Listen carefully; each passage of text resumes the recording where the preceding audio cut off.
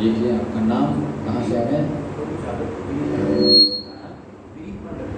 विनीत विनीत विनीत विनीत मन्ना मंडल यादवपुर से आ रहे हैं।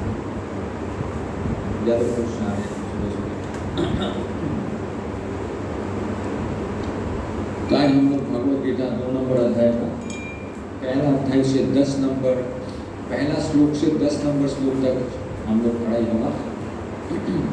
1 से 10 है ना, है आज 1 से 10। तो Bhagavad Gita close book questions तरफ जाएंगे तो 28 नंबर पेज में उधर देखिए कुछ प्रश्न हैं। युद्ध ना करने के अर्जुन के तर्क को सूचीबद्ध करें। अर्जुन क्यों युद्ध नहीं करना चाहते थे? तो पहला अध्याय 23 नंबर श्लोक से दूसरा अध्याय 7 नंबर श्लोक तक अर्जुन अपना मन का बात बताएंगे कि ये कारण जिसके कारण मैं युद्ध नहीं करना चाहता।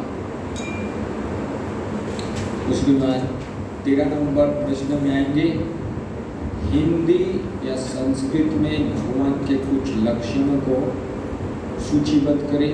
ये 2 नंबर श्लोक में इसका उत्तर मिलेगा। 3 नंबर में वाक्यांश शुद्रम हृदय दुर्बलम का क्या अर्थ है? हृदय शुद्रम हृदय दुर्बलम, ये जो है 2 नंबर अध्याय 3 नंबर श्लोक में इसका अर्थ मिलेगा। फिर 4 शास्त्र संहिताओं के अनुसार एक शिक्षक को कब त्याग दिया जाना उचित है? कि एक शिक्षक को अगर मैं त्याग करूँगा तो कब कैसे उस शिक्षक को मैं त्याग कर सकता हूँ? तो उसमें 2 नंबर में 4 नंबर में इसका 4 नंबर श्लोक में उसको उत्तर मिलेगा। उसके बाद वाक्यांश धर्म समुद्र चेता का अर्थ क्या है? ये हम लोग को 2 नंबर अध्याय का 7 नंबर श्लोक में इसका अर्थ मिलेगा। तो 1 2 3 4 5 श्लोक 5 प्रश्न का हम लोगों का आज उत्तर हम लोग यहाँ से मिल जाएगा। और ओपन बुक आप लोग लिखना चालू कर दिए कि ओपन बुक कौन कौन लिखना चालू किया? एक ओपन बुक चालू किए, तो ओपन बुक में चालू करेंगे तो अच्छा है, जल्दी जल्दी खत्म हो जाएगा आपका। तो ओपन बुक में आज प्रश्न 3 भगवद गीता 3 से 10 के आधार पर कृष्ण भावनामृत के आपके अपने अभ्यास के लिए अर्जुन के दुविधा से तैयार किए गए सामान्य सिद्धांत कैसे प्रासंगिक है, इस पर चर्चा करें। एक प्रश्न रहेगा कि कृष्ण भावनामृत में अपने अभ्यास व्यक्तिगत प्रयोग, मतलब ये जो प्रश्न रहेगा खुद के ऊपर है कि मेरे में ये दुविधा आ रहा है, क्यों मैं भक्ति बढ़िया से नहीं कर पा रहा हूँ। तो ऐसे कोई जो अगर दुविधा है तो अर्जुन का ये दुविधा थे 2 नंबर 3 से 2:10 तक। तो मैं कृष्ण भावनामृत में आया तो अर्जुन का सामने कृष्ण है, लेकिन अर्जुन का क्या है, मन में अलग अलग दुविधाएं हैं। तो वो जो अर्जुन का जो दुविधाएं हैं वो मैं कृष्ण भक्ति में अभ्यास कर रहा हूँ अपने आप में, तो फिर वो सिद्धांतों से चर्चा कीजिएगा कि मेरे अभ्यास और अर्जुन का सामने कृष्णा, मेरे भी सामने कृष्णा। अर्जुन को भी दुविधा हुआ और मेरे भी व्यक्तिगत जीवन में दुविधा आता है। तब उस आधार पर चर्चा कीजिएगा कि तैयार किए गए सामान्य सिद्धांत, उसमें जो सिद्धांत दिए हैं, अर्जुन का दुविधा है, दुविधा से कैसे निकलने का, वो जो सिद्धांत ये जो 2 नंबर अध्याय का 3 नंबर श्लोक से 10 नंबर श्लोक तक चर्चा करेंगे। उसमें कुछ सिद्धांत हम लोगों को प्रभुपाद का तात्पर्य, तो यहाँ से हम लोग का अभ्यास, हम लोग का निजी जीवन में अभ्यास जो कर रहे हैं उसका क्या सामान्य सिद्धांत, वो हम वहाँ से उठा के हम लोग को ओपन बुक का लिखना पड़ेगा। ओपन बुक में कितना क्वेश्चन हम लोग को करना है? और 10 में और एक बस। तो अगर आप लोग थोड़ा ज़्यादा बुद्धिमान रहेंगे तो पहला प्रश्न आप लिख लिया, कुछ अगर लिख लिया तो हो गया। आप सोचिए, इनमें से सोचिए आज का प्रश्न है 3 से 10 में जो आएगा चर्चा होगा, उनमें से जो कुछ सिद्धांत निकलेंगे उसी के ऊपर अगर आप उत्तर लिख लिए तो आपका 2 प्रश्न खत्म हो गया। फिर आने वाला जो प्रश्न है अगर आप चाहेंगे तो उसका उत्तर देंगे तो दूसरा बात है, लेकिन इसी में क्या आ जाएगा, आपका 2 प्रश्न आप लिख लिए, मतलब आपका ओपन बुक समाप्त होगा। ओपन बुक का जो परेशानी हो चला गया, फिर वो उसके लिए हमको 2 महीना 3 महीने के बाद सोचना नहीं पड़ेगा। इसीलिए आज हम लोग चर्चा में हैं, आगे बढ़ेंगे। तो ओपन बुक का प्रश्न है बड़ा प्रश्न, क्लोज बुक का भी प्रश्न आपको 12, 13, 14, 15 और 16 तक आपका आज का चर्चा में खत्म हो जाएगा। तो ये अध्याय तो 10 तक ही है ना, 10 तक है। तो गीता का सार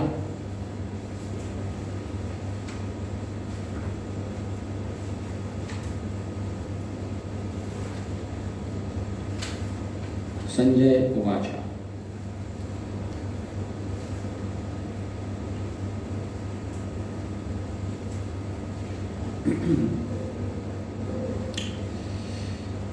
त्वं तथा कृपया विष्टम श्रुपुण्यकुलक्षणम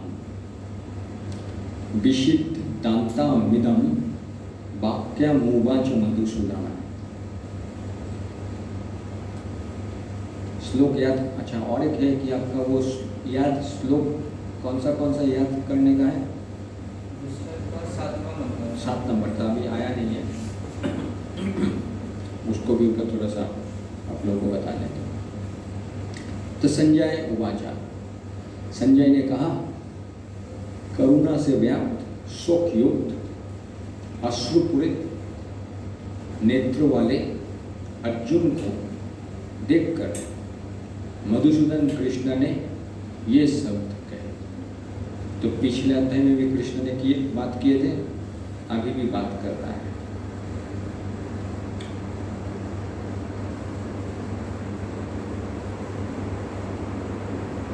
भौतिक पदार्थ के प्रति करुणा, शोक तथा अश्रु, ये सब असली आत्मा को ना जानने का लक्षण है। तो हम लोग भौतिक पदार्थ के प्रति करुणा आ जाता है, शोक करते हैं, अश्रु बहाते हैं। क्यों? क्योंकि हम लोग असली आत्मा को ना जानने का लक्षण है। हमको आत्मा के बारे में हमको याद नहीं आता है, उसका लक्षण पता नहीं है, इसलिए भौतिक चीज़ों पे करुणा आ जाता है। शाश्वत आत्मा का प्रति करुणा ही आत्मा साक्षात्कार है। तो आत्मा का प्रति करुणा ही जो है वही आत्मा साक्षात्कार है। इस श्लोक में मधुसूदन शब्द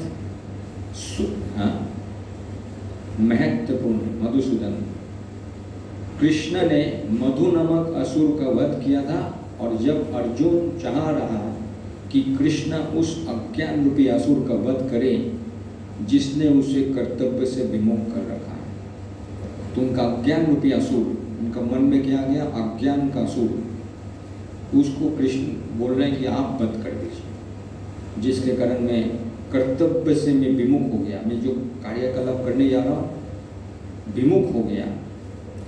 ये कोई नहीं जानता है कि करुणा का प्रयोग कहाँ होना चाहिए। हम लोग करुणा करते, कहाँ प्रयोग करना चाहिए कोई नहीं जानता है। डूबते हुए मनुष्यों के वस्त्र के लिए करुणा मूर्खता होगी। अज्ञान सागर में गिरे हुए मनुष्य को केवल उसकी बाहरी पहनाव अर्थात स्थूल शरीर की रक्षा करके नहीं बचाया जा सकता। अज्ञान सागर तो समझने वाला क्या क्या शब्द इस्तेमाल कर रहे हैं प्रभुपाद। अज्ञान के सागर, हाँ, वस्त्र का उदाहरण जो है आपको उपमा में आएगा, एनालॉजी। तो एनालॉजी जो आता है आप लोगों का वो किताब में दिया हुआ है, ये एक उपमा है, वस्त्र और शरीर, ऐसे आत्मा और शरीर, ये उसका उदाहरण दे रहा है। जो उसे नहीं जानता है और बाहरी पहनाव के लिए शोक करता है वो शूद्र कहलाता है, अर्थात वो वृथा ही शोक करता है। अर्जुन तो क्षत्रिय था, अतः उससे ऐसे आचरण की आशा नहीं थी, किंतु भगवान कृष्ण अज्ञानी पुरुष के शोक को विनष्ट कर सकते हैं और इसी उद्देश्य से उन्होंने भगवद गीता को उपदेश दिया। तो भगवद गीता का उपदेश कैसे क्यों दे रहे हैं? अज्ञानता, हम लोग जो आत्मा का स्तर पे हैं, भूल गए आत्मा का स्तर पे, शरीर का स्तर पे हैं, इसीलिए उनको याद दिलवाने के लिए भगवान ने उपदेश दिया। ये अध्याय हमें भौतिक शरीर तथा आत्मा के वैश्लेषिक अध्ययन द्वारा आत्मा साक्षात्कार का उपदेश देता है, जिसकी व्याख्या परम अधिकारी भगवान कृष्ण द्वारा की गई है। ये साक्षात्कार तभी संभव है जब मनुष्य निष्काम भाव से कर्म करे और आत्मा बोध को प्राप्त हो। तो ये जो है हम लोगों का पहले ही, दूसरा अध्याय का पहले ही श्लोक में प्रभुपाद जी ने तात्पर्य दे दिया। भगवद गीता का उद्देश्य क्या है? हम लोग विमुख हो जाते हैं, किसके लिए? अज्ञानता का कारण। और ये भी यही परिस्थिति किसकी हुआ? अर्जुन का। तो वो बोले कि मुझे आप उपदेश दीजिए। तब प्रभुपाद जी ने उपमा दिया था है कि शरीर और आत्मा, उदाहरण वस्त्र और शरीर। तो मनुष्य को चाहिए साक्षात्कार तभी संभव है जब मनुष्य निष्काम भाव से कर्म करेगा। निष्काम भाव मतलब कर्म करेगा, लेकिन उसका आगे वाला समय में हम लोग को पता चलेगा निष्काम शब्द का मतलब क्या है, और आत्मा बोध को हम लोग को प्राप्त करना पड़ेगा। इसीलिए श्री भगवान ने वाचा, अभी बोलना चालू करेंगे। कुतस्त कश्मल मिदम विषमे समुपस्थितम अनर्य जुष्टम असम अर्घ्या असम वर्क्या आम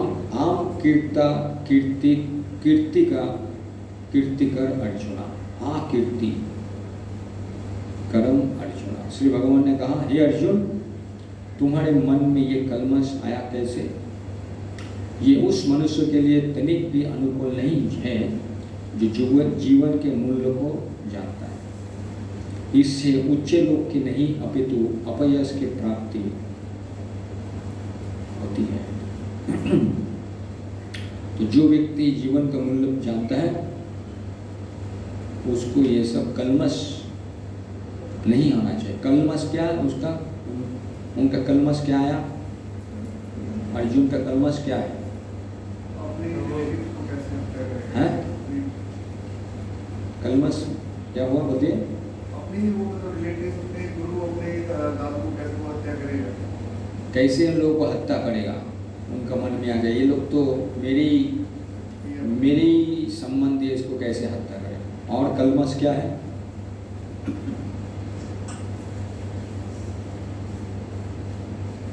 और क्या क्या कलमश है? अटैचमेंट हो गया उन लोगों का प्रति, आसक्ति हो गया, मेरी लोग है, आसक्ति आ गया। और तो वो युद्ध के बाद जो उसका आफ्टर मैथ होगा, जो स्त्रियों को तो जो युद्ध होगा उसके परिणाम क्या होगा, अलग अलग परिस्थिति होंगे, ये भी सोचने लग गया। तो ये जो दिखा रहा है, तो ये सब हम लोगों का ज़िंदगी में आता है कि नहीं? हैं? हम लोग भी सोचने लगते इसका क्या होगा, उसका क्या होगा। सेम अर्जुन का भी वही परिस्थिति, क्या होगा उन लोगों का, भविष्य में इनका क्या होगा, कौन इनका ये करेगा। सेम जो जीवन का मूल्य नहीं जानते, ये कलमश अर्जुन का हृदय में आ गया, हम लोग के भी हृदय में आ जाता है। जीवन को उद्देश्य पता नहीं, तो हम लोग भी कलमश हो गया, इसके बारे में सोचना, उसके बारे में सोचना चालू कर दिया, क्योंकि जीवन का मूल्य हमको पता नहीं। तात्पर्य बता रहा है क्या? कोई माइक नहीं है ना? माइक पढ़िए तात्पर्य 2 नंबर श्लोक का। श्री कृष्ण तथा भगवान अभिन्न है, इसलिए श्री कृष्ण को संपूर्ण गीता में भगवान ही कहा गया है। भगवान परम सत्य की पराकाष्ठा है। परम सत्य का बोध ज्ञान की 3 अवस्थाओं में होता है। ब्रह्म या निर्विशेष सर्वव्यापी चेतना, परमात्मा या भगवान का अंतर्यामी रूप से जो समस्त जीवों के हृदय में है, तथा भगवान या श्री भगवान कृष्ण। श्रीमद् भागवतम में 1.2.11 परम सत्य की यह धारणा इस प्रकार बताई गई है। परम सत्य का ज्ञाता परम सत्य का अनुभव ज्ञान की 3 अवस्थाओं में करता है, और ये सब अवस्थाएं एक रूप है। ये ब्रह्म, परमात्मा तथा भगवान के रूप में व्यक्त की जाती है। अभी देखिए क्लोज बुक में प्रश्न है, क्लोज बुक में दूसरा प्रश्न क्या है? हिंदी या संस्कृत में भगवान के 6 लक्षणों को सूचीबद्ध करें। कौन सा नंबर क्वेश्चन में बताया? 13 नंबर नहीं, 2 नंबर अध्याय का 2 नंबर श्लोक में है ना? हाँ, है? ये 2 नंबर श्लोक में आएगा भगवान का 6 लक्षण आप लोगों को।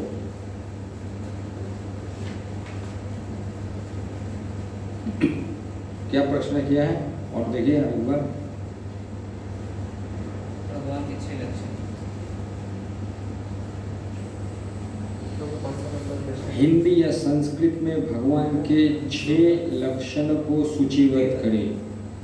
तो भगवान के 6 लक्षण क्या क्या होगा, आपको ये यहाँ से पता चलेगा। बढ़िया से पढ़ेंगे तो उसके 6 लक्षण आपको समझ में आएगा।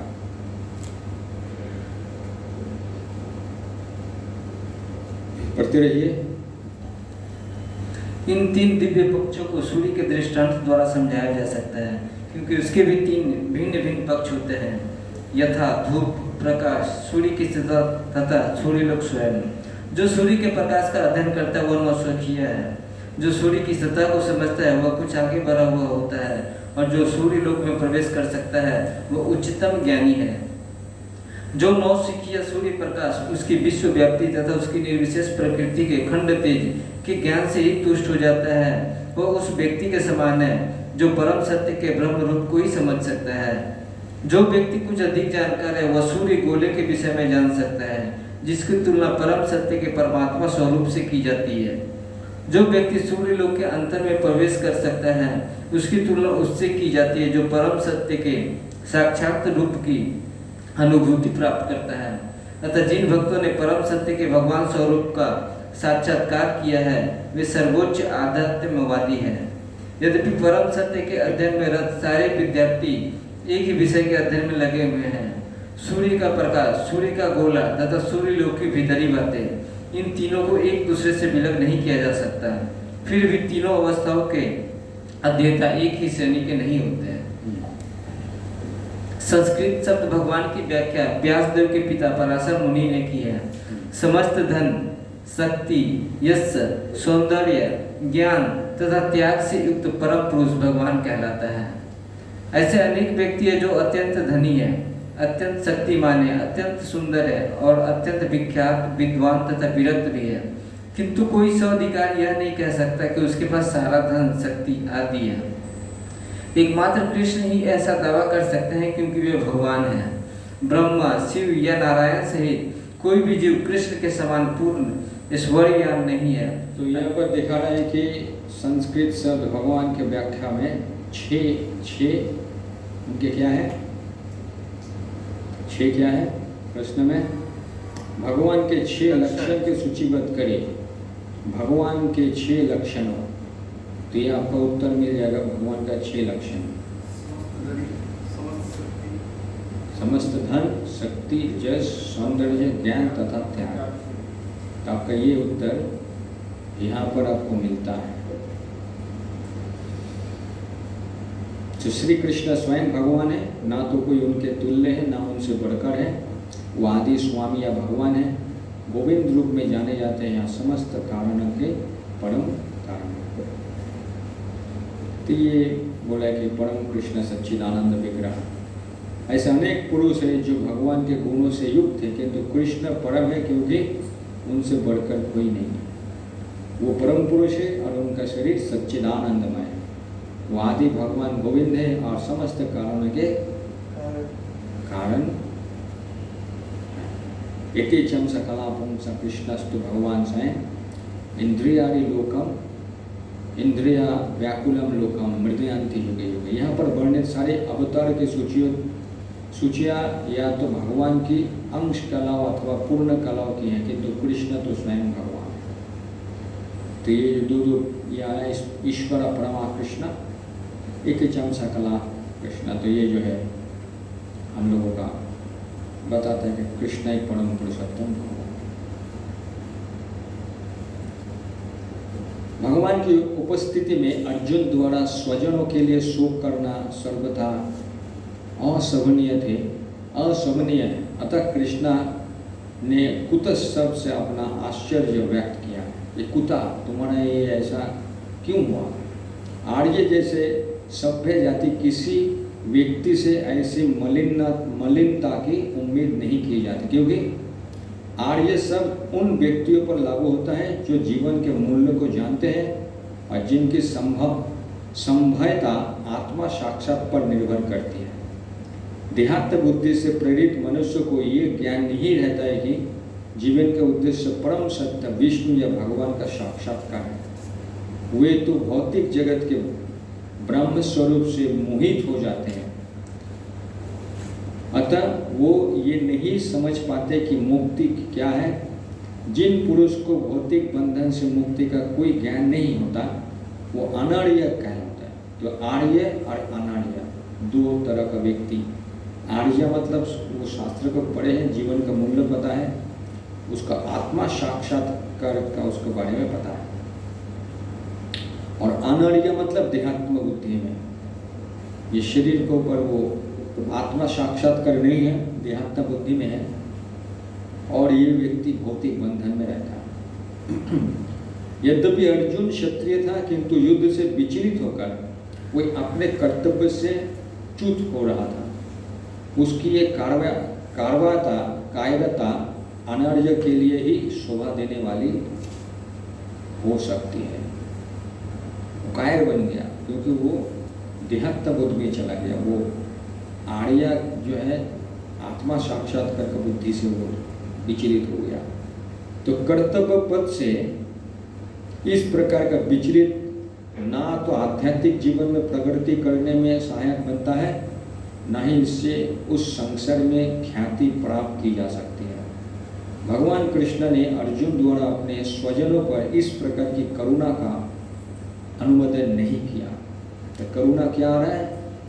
देहात्म बुद्धि में वो करुणा दिखा रहा है, आत्मा का स्तर पे नहीं दिखा रहा है। देहात्म बुद्धि में और मेरे में अपने स्वजन करुणा अनुमोदन नहीं है, क्योंकि आत्मा साक्षात्कार का स्तर पे अर्जुन जो है आर्य है, शास्त्र पढ़ा है, लेकिन फिर भी उसका विमुख हो गया, भूल गया और अनार्य के जैसे कार्यकलाप कर रहा था। 3 नंबर क्लैब्यम मास्मा गम पार्थ नैतिचायुक्त पापद्धते शूद्रम हृदय दुर्बल्यम त्यक्त तिष्ठा पड़ंतपा। ये भी शूद्र हृदय दुर्बल्यम एक प्रश्न भी आप लोगों के पास है ओपन बुक क्लोज बुक में कि हृदय दुर्बलम, शुद्र हृदय दुर्बलम, इसका मतलब क्या है? तो हे पितापुत्र, इस हीन नपुंसकता को प्राप्त मत हो, ये तुम्हें शोभा नहीं देती।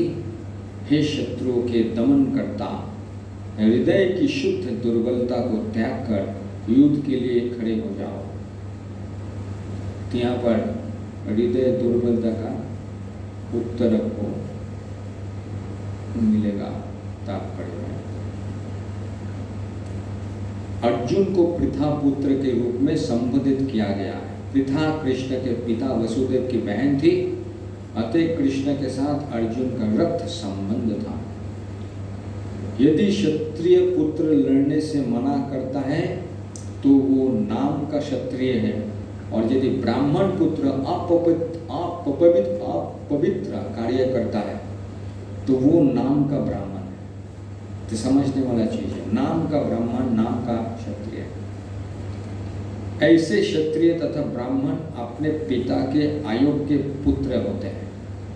अतः कृष्ण ये नहीं चाहते थे कि अर्जुन अयोग्य क्षत्रिय पुत्र कहलाए।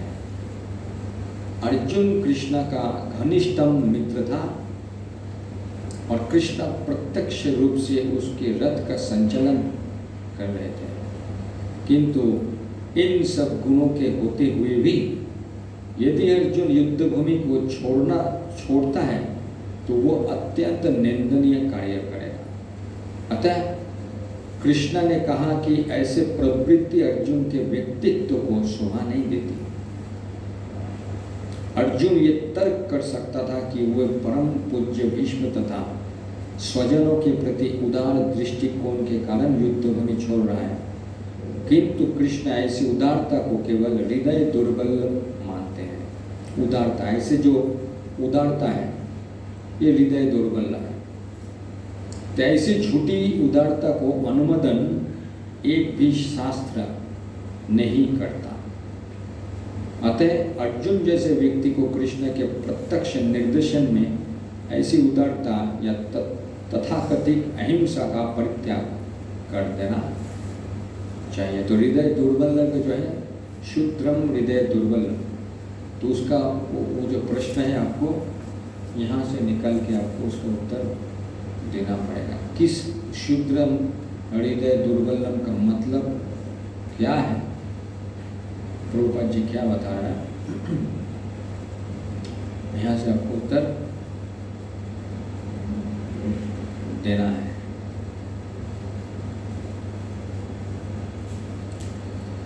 अर्जुन उवाचा, अभी अर्जुन कहेंगे 3 नंबर प्रश्न, 4 नंबर श्लोक से 10 नंबर श्लोक, ये भी आपका प्रश्न में आ जाएगा। एक प्रश्न रहेगा, उसका भी उत्तर आपको यहाँ से मिलेगा।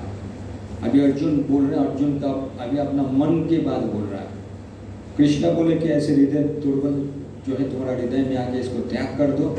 अनार्य जैसे कार्यकलाप है, आर्य मतलब जो शास्त्र पढ़ा है, जीवन का मतलब पता है, आत्मा साक्षात्कार स्तर पे वो लोग जीवन धारण करता है, निष्काम कर्म करता है। लेकिन अर्जुन ने क्या है, उसको भूल गया।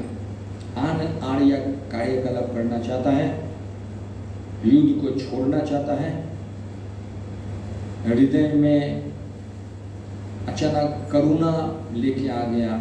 जो करुणा जो है देहात्मा बुद्धि का करुणा आ गया, इसीलिए वो छोड़ के जाना चाहता है। तो कृष्ण देखा, अरे मेरे ही परिवार का है, क्षत्रिय है, भागना चाहता है। अरे क्या भाग जाएगा तो लोग इसको निंदा करेगा, इसलिए ऐसे बोले। तब अब अर्जुन अपना हृदय का बात फिर से बोलना चालू कर दिया, मैं क्यों युद्ध नहीं करना चाहता हूं। अर्जुन उवाचा, कथम भीष्म महा संरक्षा द्रोणा च मधुसूदन। हे मधुसूदन, इषु भी प्रत्यत्याश्यामि पूजा हरवा हरिशुदन। तो अर्जुन हमें बोल रहे थे, आप क्या बोल रहे हैं, ये शत्रुहंत है मधुसूदन, मैं युद्ध भूमि में किस तरह भीष्म तथा द्रोण जैसे पूजनीय व्यक्तियों पर उलट कर बाण चलाऊंगा। मेरे लिए संभव नहीं, कैसे मैं बाण चलाऊं? तो भीष्म पितामह तथा द्रोणाचार्य जैसे सम्मानीय व्यक्ति सदैव पूजनीय है, सदैव पूजनीय। तो ठीक है, यदि वो आक्रमण भी करे तो उन पर उलटकर आक्रमण नहीं करना चाहिए, ये भी ठीक है। ये सामान्य शिष्टाचार है कि गुरुजनों को वाक युद्ध भी ना किया जाए। कि कोई शिष्टाचार है, गुरुजन है, वाक युद्ध भी नहीं करें, वो जो बोल रहे चुपचाप सुन लिया बस, उनके ऊपर कुछ बोलना नहीं है, ये भी ठीक है। यहाँ तक कि यदि कभी वे रुक्ष व्यवहार करे तो भी उनके साथ रुक्ष व्यवहार ना किया जाए, शिष्टाचार का मुताबिक ये भी सही है। तो फिर भला अर्जुन उन पर बाण कैसे छोड़ सकता था? ते बोलने कि शिष्टाचार का मुताबिक सब ठीक बोले, गुरुजन है, वो अगर वाक युद्ध भी नहीं होना चाहिए, कुछ बोल दिया उनके ऊपर मैं कुछ नहीं बोलूंगा, भले ही वो मुझको रुक्ष व्यवहार मेरे ऊपर करे फिर भी मैं कुछ नहीं बोलूंगा, सब ठीक है। क्या कृष्ण कभी अपने पितामह नाना उग्रसेन या अपने आचार्य संदीपनी मुनि पर हाथ चला सकते थे? अर्जुन ने कृष्ण के समक्ष ही ये ही कुछ तर्क प्रस्तुत किया। तो बोले कैसे मैं प्रयोग करूं? मेरे तो ये सब गुरुजन है। तब प्रभुपाद जी ने तात्पर्य में और क्लियर कर रहे हैं, कृष्णा क्या उनके गुरु संदीपनी मुनि के ऊपर बाण चलाएंगे? कृष्णा क्या उनके पितामह उग्रसेन के ऊपर तर्क करेंगे? उन लोगों के ऊपर हाथ चलाएंगे? कृष्णा करेंगे क्या ऐसा? तुम ऐसा करोगे? तो ये कृष्णा के ऊपर बोला पड़ रहा है कि तुम्हारा पितामह के ऊपर तुम हाथ चलाओगे क्या? तुम्हारा गुरु के ऊपर हाथ चलाओगे? तो मेरे सामने तो वही दोनों खड़ा है, मेरे पितामह मेरा गुरु। तुम्हारा भी पितामह है, तुम्हारा भी गुरु है। उग्रसेन तुम्हारा पितामह, तुम्हारा गुरु संदीपनी मुनि, इन लोगों पर तुम हाथ चलाओगे क्या? तो मेरे सामने तो वही परिस्थिति आ गया, मेरे पितामह मेरा गुरु है, इसके ऊपर मैं हाथ चलाऊं? ये तो मेरे सम्मानीय व्यक्ति है। तो ये प्रभुपाद जी ने तात्पर्य में और खुलासा कर दिया, तो उनका मनोभाव, अर्जुन का मनोभाव ऐसा आ रहा है। तो ऐसा तुम करोगे क्या अर्जुन? कृष्ण तुम ऐसे करोगे क्या? तब वो अपना फिर से मन का बात बोल रहा है, गुरु न हत्वा ही महानुभावन श्रेयो भक्तुम भक्ष्यम मपि हालोके हत्वार्थ कामास्तु गुरु निहाव्या भुज्य भोगा रुधाई रूप प्रतिथाना। तभी उनके फिर इच्छा बोला, क्यों युद्ध नहीं करना चाहता है? तो ये जो है क्लोज बुक क्वेश्चन का आपको उत्तर आपको मिलेगा, क्यों नहीं युद्ध करना चाहता? मेरे पितामह हैं, मेरे गुरुजन हैं, गुरुजन के ऊपर मैं कैसे हाथ लगाऊं? एक कारण होगा, इसलिए मैं उनके ऊपर बाण नहीं करना चाहता। उसके बाद और एक इससे उत्तर मिलेगा आपको, ऐसे महापुरुष को जो मेरे गुरु हैं, उन्हें मारकर जीने की उपेक्षा इस संसार में भीख मांगकर खाना अच्छा है। नहीं मारूंगा, भीख मांग के जिंदगी बिताऊंगा, भले ही वो सांसारिक लाभ की इच्छुक हो, किंतु है तो गुरुजन ही, मेरे तो गुरुवर्ग है। यदि उनका वध होता है तो हमारे द्वारा भोग के प्रत्येक वस्तु उनके रक्त से सनी होगी।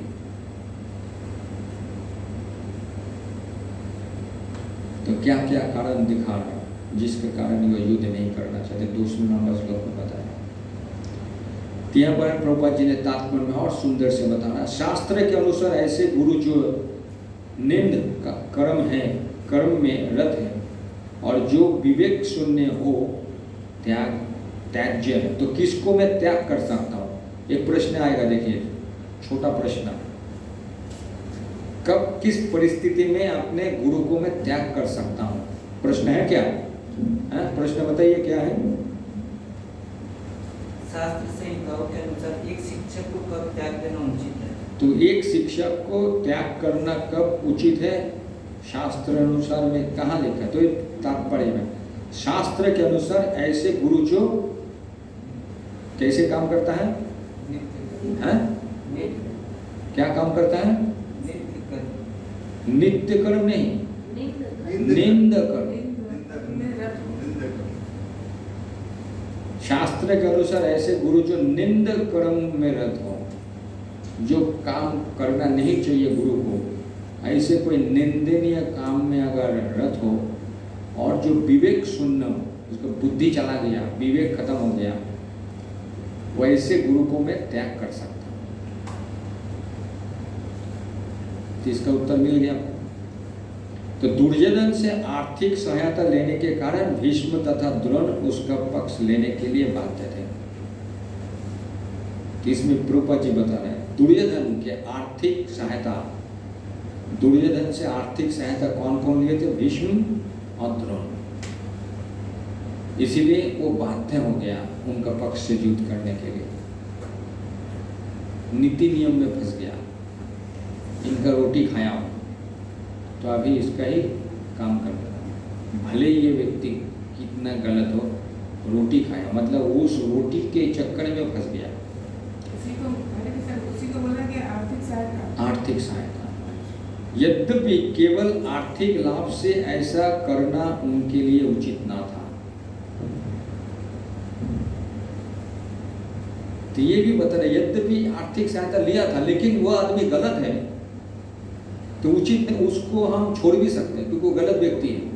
भले ही वो मेरे को जब जरूरत था मुझे वो सहायता किया, लेकिन फिर भी मैं समझा रहा हूँ कि समझ रहा है कि ये व्यक्ति गलत है, तो उसको मैं बोल सकता हूँ कि भाई आपसे मैंने सहायता का समय में सहायता लिया, लेकिन आपका जो बुद्धि है, आपका जो कर्म है वो ठीक नहीं है, इसीलिए मैं आपका साथ नहीं ले रहा, शास्त्र का मुताबिक मैं आपका साथ नहीं रहूँगा। बस आपने हेल्प किया, आपने सहायता किया, ठीक है, उसके लिए मैं आपका आभारी हूँ, लेकिन आपका जो कार्यकलाप कर रहे हो अनुचित कार्यकलाप है, उसका मैं साथ नहीं रहूँगा। लेकिन इसमें ऐसी दशा में वो आचार्यों का सम्मान खो बैठे थे।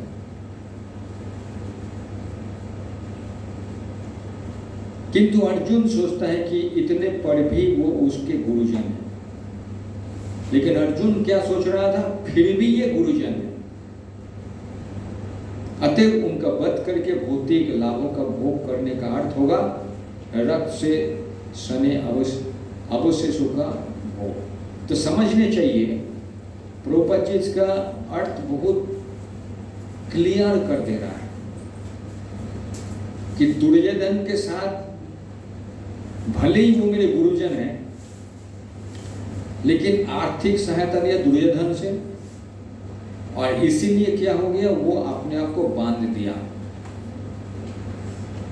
यद्यपि केवल आर्थिक लाभ से ऐसा करना उनके लिए उचित नहीं है। तो ऐसा मैं बोल सकता, ठीक है आप पैसा आपसे आर्थिक सहायता लिया, ठीक है, लेकिन बाध्यता होना मेरे लिए वो ये नहीं कि आपसे पैसा लिया मतलब बाकी अपना जिंदगी आप बुरा कर्म करते तो फिर भी मैं आपका साथी दूंगा, ये तो मेरी इच्छा में है। आप खराब काम करते हैं, समय में आप मेरे को पैसा का जरूरत है, आपने मुझे सहायता किया, लेकिन मैं उसको समझा दूंगा भाई आप लेकिन गलत काम करते हैं, वो मैं कर सकता था, वो मेरे हाथ में। ऐसी दशा में वो आचार्यों का सम्मान खो बैठे थे, आचार्यों का सम्मान खो बैठा कि भीष्मदेव अपना सम्मान खो बैठा, और द्रोणाचार्य भी अपना सम्मान खो बैठा, क्योंकि वो बोले मैं तो बंद गया, बंद नहीं किया, वो छोड़ो, वो अपने आप को भूल सकता है, नहीं आपका साथ नहीं दूंगा, आप तो गलत रास्ते में जा रहे हैं, आप गलत रास्ते में जा रहे हैं मतलब मैं भी गलत रास्ते में जाऊंगा, लेकिन मुझे तो गलत रास्ते में नहीं जाना है, मुझे तो अपना सही रास्ते पे जाना है। आप गलत रास्ते में जा रहे हैं तो आपको प्रणाम, आपने मुझे हेल्प किया, बहुत बहुत धन्यवाद, आपको प्रणाम, कोटि कोटि प्रणाम, लेकिन आपका चले हुए रास्ते में नहीं जा सकता क्योंकि आपका रास्ता गलत रास्ता है। लेकिन ऐसा में वो आचार्य लोग दुर्योधन का ही साथ दिया। वो जानते हैं कि दुर्योधन ठीक नहीं है, बेवकूफ व्यक्ति है, विवेक शून्य है, मतलबी है, जबरदस्ती वो जीतना चाहता है, जबरदस्ती पांडव को मारना चाहता है। सब जानते थे, फिर भी वो आचार्य क्या है, इन लोग दुर्योधन का मैं साथ दूंगा। तो गलती किसका है? तो उसको गलती है। लेकिन ये जानने के बाद भी अर्जुन सोच रहा है वो मेरे गुरुजन ही है, इसलिए मैं उसको वध नहीं करूँगा। अर्जुन यहाँ पर गुरुजन का सम्मान कर रहा है। फिर भी गुरुजन का सम्मान कर। हाँ, तो ये जो इतना कुछ होने के बाद, इतना कुछ देखने के बाद, इतना कुछ समझने के बाद, फिर भी अर्जुन बोल रहे हैं वो मेरे गुरुजन हैं, उनको मैं मारूंगा नहीं। भले ही वो लोग मारने के लिए तैयार हो गए, भले ही वो लोग मुझे मारेंगे। गलती से गलती भी कर रहा है, ऐसा नहीं कि शास्त्र का साथ, शास्त्र का विरुद्ध में जाके वो लोग गलती कर रहा है, मेरे को, हम लोग को मारने का प्रयास कर रहा है। फिर भी अर्जुन बोल रहे वो लोग मेरा गुरुजन। इतना स्तर तक अर्जुन अपना चेतना, हृदय दुर्बल के कारण नीचे कर दिया। लेकिन वो तो अपना कर्म कर रहे हैं। कौन? विश्व पितामह जो उनका, विश्व पितामह अपना कर्म कर रहा है। वो तो ये एडवाइजर थे ना, हैं? वो तो ये इसके दुर्योधन के एडवाइजर थे ना। दुर्योधन का एडवाइजर है, लेकिन यहाँ पर बोल रहा है कि दुर्योधन का मैं साथ छोड़ सकता। मैं तो जानता हूँ दुर्योधन का एडवाइजर है, लेकिन दुर्योधन कितना भी एडवाइस दे रहा हूँ, काम तो गलत ही कर रहा है। मैं सोचो एक व्यक्ति है, क्रूर व्यक्ति, और मैं बुद्धिमान व्यक्ति, मैं उसको बहुत ज्ञान दिया, बहुत अच्छा चीज़ बताया, बहुत कुछ अच्छा चीज़ बता रहा हूँ, लेकिन फिर भी वो जो काम कर रहा है तो गलत ही कर रहा है। और काम करता है, गलत कर रहा है, तो ऐसा परिस्थिति में आ गया अभी तुमको मार भी डालेगा। तो ये जो परिणाम आ गया, युद्ध क्षेत्र में आ गया, मतलब ये अभी अच्छा पूरा बात नहीं कर रहा है, इसको मार के शांति लेंगे। ये दुर्योधन का परिस्थिति आ गया।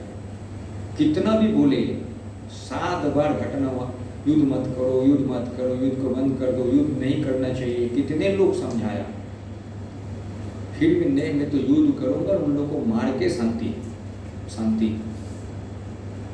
प्राप्त करें। तो इस स्तर पे आ गए, इसीलिए ये कुरुक्षेत्र में था। और फिर भी अर्जुन क्या बोल रहे हैं, नहीं वो मेरे गुरुजन है, उन लोगों में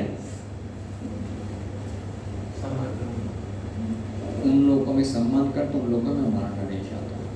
तो इतना तक आ गया, क्यों मैं युद्ध नहीं करना चाहता हूँ, ये 2 नंबर अध्याय से समझना। उनको खांसी हो रहा है तो ऐसे ही थोड़ा सा कम करने से अच्छा है। बंद ही कर दे। हाँ? बंद कर दे। बंद कर दो। बंद कर दे मतलब नहीं।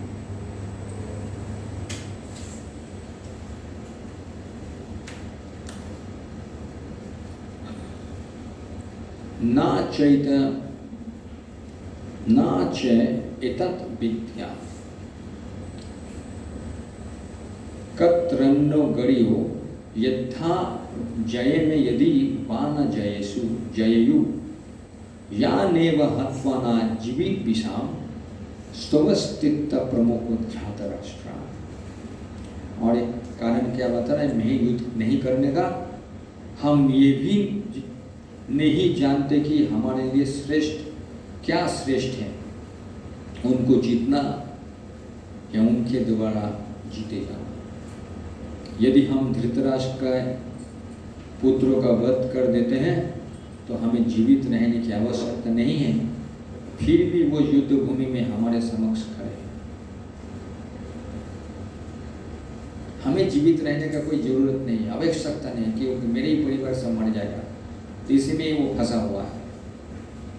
फिर भी वो बोल रहा है कि फिर भी वो लोग युद्ध के लिए मेरे सामने, हम लोग का सामने में है।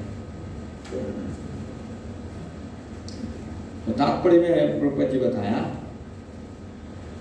अर्जुन के समक्ष में ये नहीं आ रहा था कि वो क्या करे, युद्ध करे और अनावश्यक रक्तपात का कारण बने। यद्यपि क्षत्रिय होने के नाते युद्ध करना उसका धर्म है, उसको नीति पालन करना है, शास्त्र का मतलब उसका धर्म है ये।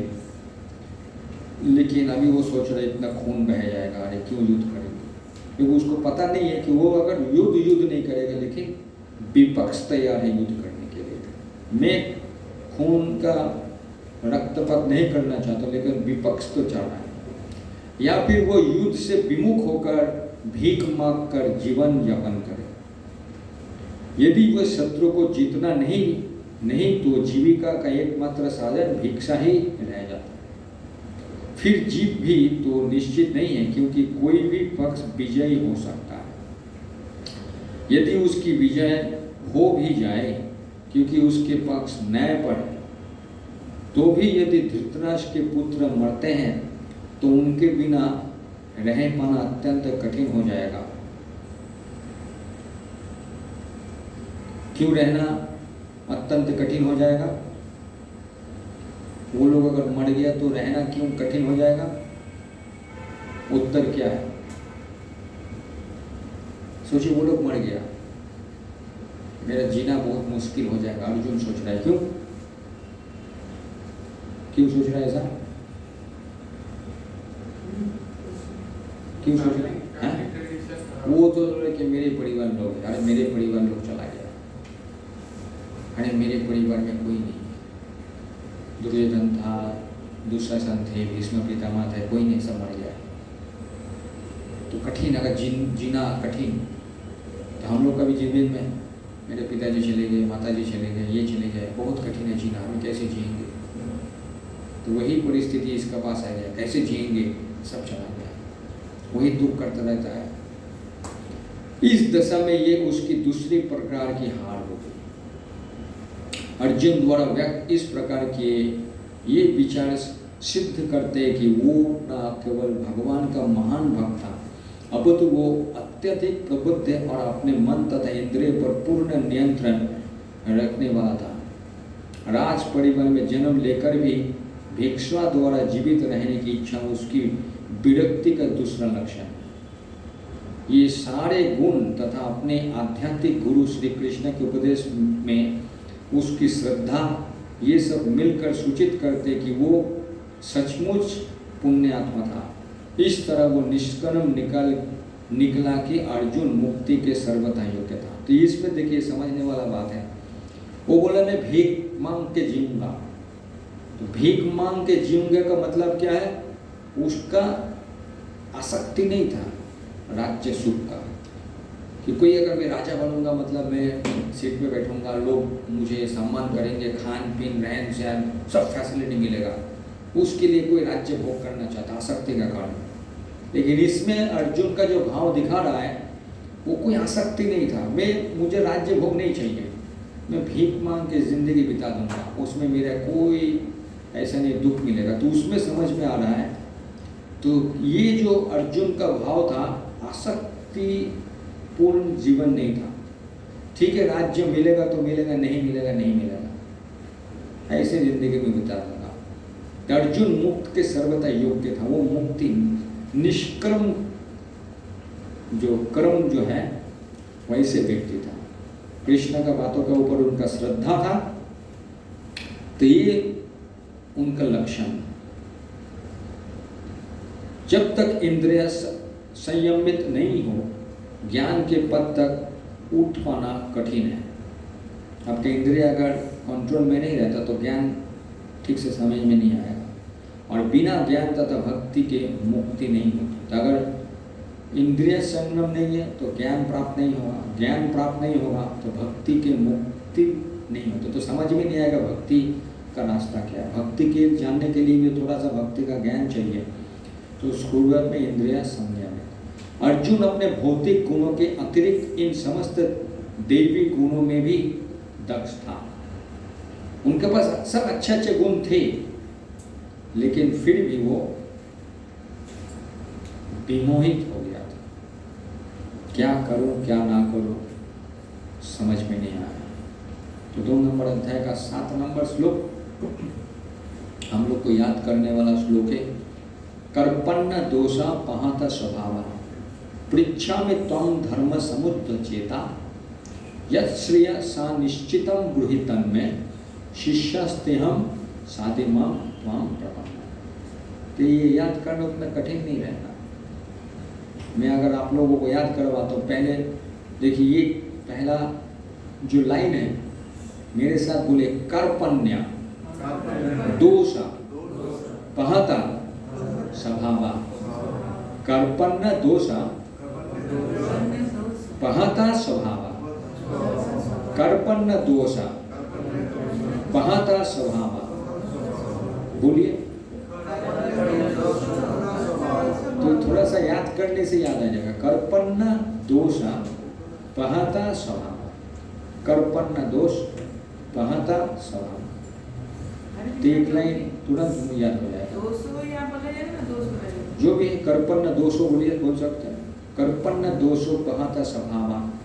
कर्पण्य दोषो पहता स्वभावा। बोलते रहेंगे, देखिए याद हो जाएगा। कर्पण्य दोषो पहता स्वभावा। कर्पण्य दोषो पहता स्वभावा है। कर्पण्य दोष पहता स्वभाव। थोड़ा सा याद करने से एक लाइन याद आ जाएगा। हाँ बोलिए, किसको किसको याद आया पहला श्लोक, पहला ही लाइन बोलो। कर्पण्य दोषो पहता स्वभाव। बोलिए। बस एक लाइन याद आ जाएगा। तो ऐसे थोड़ा सा बुद्धि लगाएंगे, दूसरा लाइन भी याद आ जाएगा।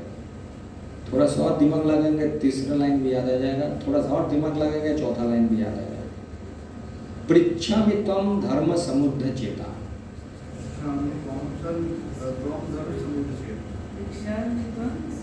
पृच्छामि त्वं धर्म समुद्ध चेता।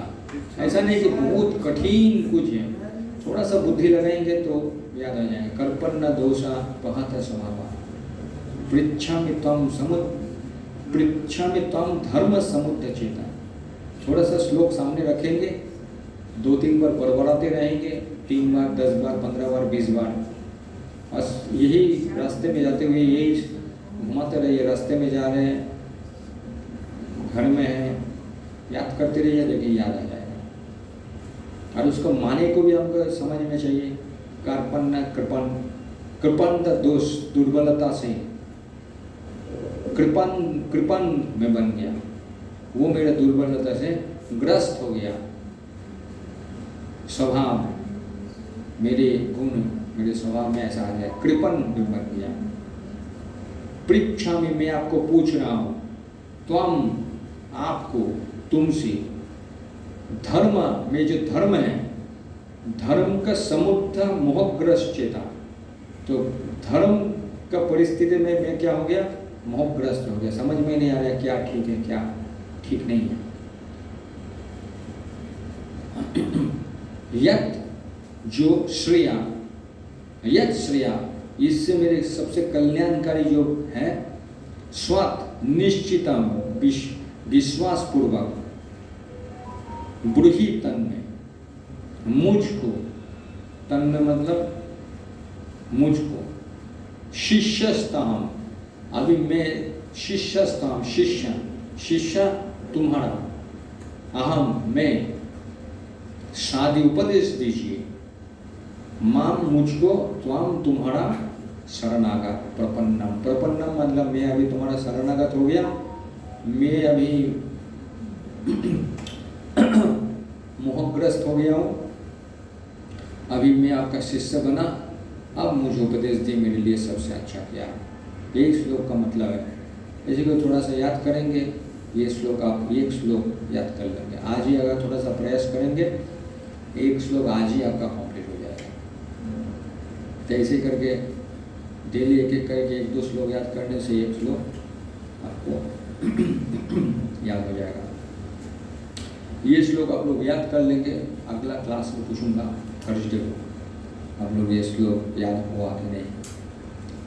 एक हो सकता है कि अपना रिकॉर्डिंग किए श्लोक अपने कान में सुनते रहिए, देखिए वही चलता रहेगा।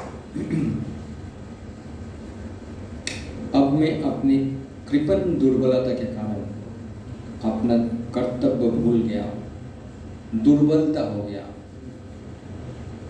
अर्जुन के पास सब गुण हैं, पहले भी बताया, लेकिन अभी कृपण बन गया, अपना कर्तव्य भूल गया हूँ और सारा धैर्य खो चुका, धैर्य खो चुका है। हम लोग भी धैर्य खो जाते हैं कभी कभार। इसी अवस्था में मैं आपसे पूछ रहा हूँ कि जो मेरे लिए श्रेयकर हो उसे निश्चित रूप से बताएं। तो हम लोग का जनरली क्या, कभी हम लोग का मन में टेंशन आ जाएगा तो धैर्य खो जाते हैं, तो दूसरे का पास सहारा लेने के लिए चले जाते हैं। लेकिन अर्जुन का ऐसा परिस्थिति में कृष्ण का पास सहारा लेने के लिए आया। तो ये हम लोग को उदाहरण दे रहे हैं कि हम लोग कभी ज़िंदगी में अलग अलग परिस्थिति आएंगी, अलग अलग कठिन परिस्थिति भी आएंगे, सहारा किसका लेना है, पहले किसका पास जाओ। तो अर्जुन के पास बड़े भैया भी थे, अपने बड़े भाई युधिष्ठिर, अपने बड़े भाई भीम, और भी गुरुवर्ग थे, लेकिन किसके पास नहीं गया। ऐसे परिस्थिति में सीधा कृष्ण का पास। हो सकता है कि रथ से निकल के भीष्म का पास जा सकते थे, रथ से उतर के भीम के युधिष्ठिर महाराज के पास जा सकते थे, रथ से उतर के भीम के पास जा सकते थे, क्योंकि ये जो युधिष्ठिर महाराज जो है कृष्ण से भी उम्र में बड़ा है, कृष्ण उम्र से छोटा है। तो हो सकता था कि वो युधिष्ठिर महाराज के पास जाके सलाह ले सकता था कि बोलिए मेरी परेशानी चल रहा है तो आप मुझे सलाह दीजिए। भीम भी बड़ा है उम्र में, वो भी भीम के पास जा सकता था, लेकिन किसी का पास नहीं गया, सीधे आए कृष्ण के पास। आप ही बताइए मेरे इसका सॉल्यूशन। अब मैं आपका शिष्य हूँ और आपका शरणागत हूँ, कृपया मुझे उपदेश दें। क्या मैं आपका शिष्य हूँ कि ये जो है हम लोगों को सिखा रहा है अर्जुन कि ऐसा अगर हम लोग कभी अलग अलग परिस्थिति में पहले मैं किसका पास जाऊँ। अर्जुन ने पहले किसी के पास नहीं गया, सीधा कृष्ण के पास गया। आप ही सलाह दीजिए मेरे लिए सबसे अच्छा क्या है। कोई पढ़िए। यह प्राकृतिक नियम है कि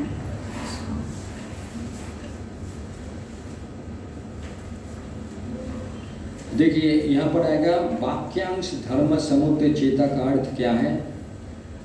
ये अपना छोटे क्लोज बुक क्वेश्चंस में इसका अर्थ आपको लिखना पड़ेगा। पढ़िए। यह प्रकृति नियम है कि भौतिक कार्यकलाप की प्रणाली ही हर एक के लिए चिंता का कारण है। पग पग पर उलझन मिलती है, अतः प्रामाणिक गुरु के पास जाना आवश्यक है, जो जीवन के उद्देश्य को पूरा करने के लिए समुचित पथ निर्देश दे सके। समग्र वैदिक ग्रंथ हमें यह उपदेश देते हैं कि जीवन के अनचाही उलझनों से मुक्त होने के लिए प्रामाणिक गुरु के पास जाना चाहिए। ये उलझने उस दवाग्नि के समान है जो किसी के द्वारा लगाए बिना भभक उठती है। इसी प्रकार विश्व की स्थिति ऐसी है, बिना चाहे जीवन की उलझने स्वतः उत्पन्न हो जाती है। कोई नहीं चाहता कि आग लगे, किंतु फिर भी वह लगती है और हम अत्यधिक व्याकुल हो उठते हैं। अतः वैदिक वडम में उपदेश देता है कि जीवन के उलझनों के समझने तथा उनका समाधान करने के लिए हमें परंपरागत गुरु के पास जाना चाहिए। जिस व्यक्ति का प्रमाणिक गुरु होता है वह सब कुछ जानता है, अतः मनुष्य को भौतिक उलझनों में न रहकर गुरु के पास जाना चाहिए। यही इस श्लोक का तात्पर्य है। आखिर भौतिक उलझनों में कौन सा व्यक्ति पड़ता है? वह जो जीवन की समस्या को नहीं समझता है। बृहदारण्यक उपनिषद में 3.8.10 व्याकुल मनुष्य का वर्णन इस प्रकार हुआ है। यो वा इतच्छ्र गार्गरीय विधि त्वास स्वालोको का तो प्रति सकृपना। कृपण वह है जो मानव जीवन की समस्याओं को हल नहीं करता और आत्म के विज्ञान को समझे बिना कुकर शुकर की भांति इस संसार को त्याग कर चला जाता है। जीव के लिए यह मनुष्य जीवन अत्यंत मूल्यवान निधि है जिसका उपयोग वह अपने जीवन की समस्याओं को हल करने में कर सकता है। अतः जो इस अवसर का लाभ नहीं उठाता वह कृपण है। ब्राह्मण इसके विपरीत होता है जो इस शरीर का उपयोग जीवन के समस्त समस्याओं को हल करने में करता है। तो मैं तो हम लोग देख रहे हैं कि ये जो है कारण दिखा रहा है कि किस लिए मैं युद्ध नहीं करना चाहता हूँ। तो प्रभुपाद जी ने इसका बढ़िया से और समझा रहा है। कृपण ये सोचता है कि वो अपने परिवार के मृत्यु से बचा सकता है, अथवा वो ये सोचता है कि उसका परिवार या समाज उसे मृत्यु से बचा सकता है। ऐसी पारिवारिक आसक्ति निम्न पशुओं में भी पाई जाती है, क्योंकि वो भी बच्चों की देखभाल करते हैं। बुद्धिमान होने के कारण अर्जुन समझ गया था कि पारिवारिक सदस्यों के प्रति उसका अनुराग तथा मृत्यु से उनकी रक्षा करने की उसकी इच्छा ही उसके उलझनों का कारण है।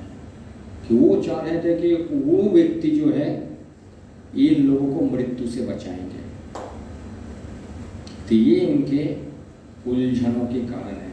किस लिए उसका मन का भाव वो चाहते थे कि मृत्यु से इन लोगों को रक्षा करें, लेकिन ये पारिवारिक आसक्ति है। हमको एक न एक दिन शरीर छोड़ना ही पड़ेगा। लेकिन वो सोच रहा था कि मैं बचाऊंगा, इन लोगों को मौत से मैं बचाऊंगा। यद्यपि वे समझ रहा था कि युद्ध करने का कर्तव्य उसकी प्रतीक्षा कर रहा है, किंतु कृपण दुर्बलता के कारण वो अपना कर्तव्य नहीं निभा रहा था। उसका कर्तव्य था कि युद्ध करे, लेकिन दुर्बलता क्या है, ये लोग मर जाएगा। लेकिन वो मृत्यु से बचा रहा था, लेकिन उसको नहीं पता था कि मृत्यु लोगों को आना ही है। अतः वो परम गुरु भगवान कृष्ण से कोई निश्चल हल निकालने का अनुरोध कर रहा है। वे कृष्ण का शिष्यत्व ग्रहण करता है। वो मित्रतापूर्ण बातें बंद करना चाहता था। गुरु तथा शिष्य की बातें गंभीर होती है, और अब अर्जुन अपने मान्य गुरु के समक्ष गंभीरतापूर्वक बातें करना चाहता था। तो ये जो देखिए अभी गुरु और शिष्य का भी वार्तालाप होगा, तो ये भी एक प्रश्न आएगा ओपन बुक में कैसे आपको लिखना है। तो ये पॉइंट से आपको लिखना पड़ेगा 2.3 से 2.10 अपना व्यक्तिगत भावना से का ऊपर आपको ये प्रश्न अगर आप लिख पाएंगे, एक चॉइस है। 10 प्रश्न में से पहला वाला कंपलसरी है, बाकी 9 प्रश्न है। 9 प्रश्न में से एक ये भी प्रश्न है। अगर आप चाहेंगे इस प्रश्न के ऊपर मैं उत्तर करूंगा, तो इसमें ये 10 नंबर तक इसका अंदर से आपको उसका उत्तर मिलना चालू हो जाएगा। किस लिए युद्ध नहीं करना चाहता है, उसका परिस्थिति क्या है, और मेरे व्यक्तिगत जीवन में क्या परिस्थिति है। इसीलिए कृष्ण भगवत गीता ज्ञान के आदि गुरु है और अर्जुन गीता समझने वाला प्रथम शिष्य है। क्योंकि गुरु बन गया अभी कृष्ण और अर्जुन शिष्य बन गया, तो गुरु शिष्य का क्या वार्तालाप भी गंभीरता पूर्वक होता है। गुरु क्या बोल रहा है सही निर्देश देंगे और हम उसको पालन अगर करेंगे तो मेरा ये कृपण दुर्बलता मेरे हृदय से चला जाएगा। अर्जुन भगवत गीता का किस तरह समझता है ये गीता में वर्णित है। तो भी मूर्ख संसारी विद्वान बताते हैं कि किसी को मनुष्य रूप कृष्ण को नहीं बल्कि अजन्म कृष्ण के शरण ग्रहण करना चाहिए। कृष्ण के अंत तथा ब्रह्म में कोई अंतर नहीं है। इस ज्ञान के बिना जो भगवत गीता को समझने का प्रयास करता है वो सबसे मूर्ख व्यक्ति है। कृष्ण को ही हटा दिया तो संसारी विद्वान जो है ऐसे ये करता है। उसके बाद 8 नंबर श्लोक में क्या बताया, मुझे ऐसा कोई साधन नहीं दिखता जो मेरी इंद्रिय को सुखाने वाला इस शोक का दूर कर सके। स्वर्ग पर देवताओं के अधिपत्य की तरह इस धन्य संपन्न सारे पृथ्वी पर निष्कंटक राज्य प्राप्त करके भी मैं इस शोक को दूर नहीं कर सकूंगा। भले मैं राजा बन जाऊं फिर भी मेरे हृदय से शोक नहीं जाएगा। दुर्बलता, हृदय दुर्बल, क्या इतने लोग मारे जाएंगे, इन लोगों को मैं मृत्यु से बचाना चाहता हूँ, मर जाएगा, मेरी गुरुजन है, वो लोग मरना चाहता है लेकिन मैं मरना नहीं चाहता हूँ। तो हृदय दुर्बल हो गया, क्या? क्योंकि वो भगवान का भक्त है। इस निष्कर्ष से अर्जुन सोच रहा था, तभी उसने ऐसे विमूढ़ हो गया। तब कृष्ण को बोलने कि अब मुझे बताइए, मुझे इस परिस्थिति में मुझे करना क्या है? मेरे सामने कर्तव्य है, हृदय दुर्बल है, ज्ञान का अलग अलग परिस्थिति से मैं जा रहा हूँ, मेरे सामने मेरे गुरुदेव लोग हैं, अभी मुझे करना क्या है? कुछ समझ में नहीं आ रहा।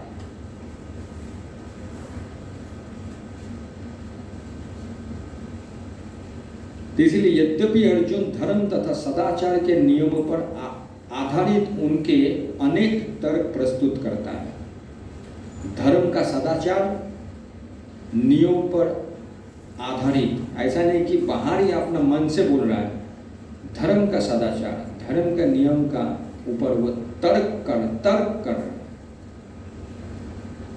का ये शब्द यूज किया, तर्क कर रहा है। वो क्यों बोल, मैं युद्ध नहीं करना चाहता, तर्क कर रहा है।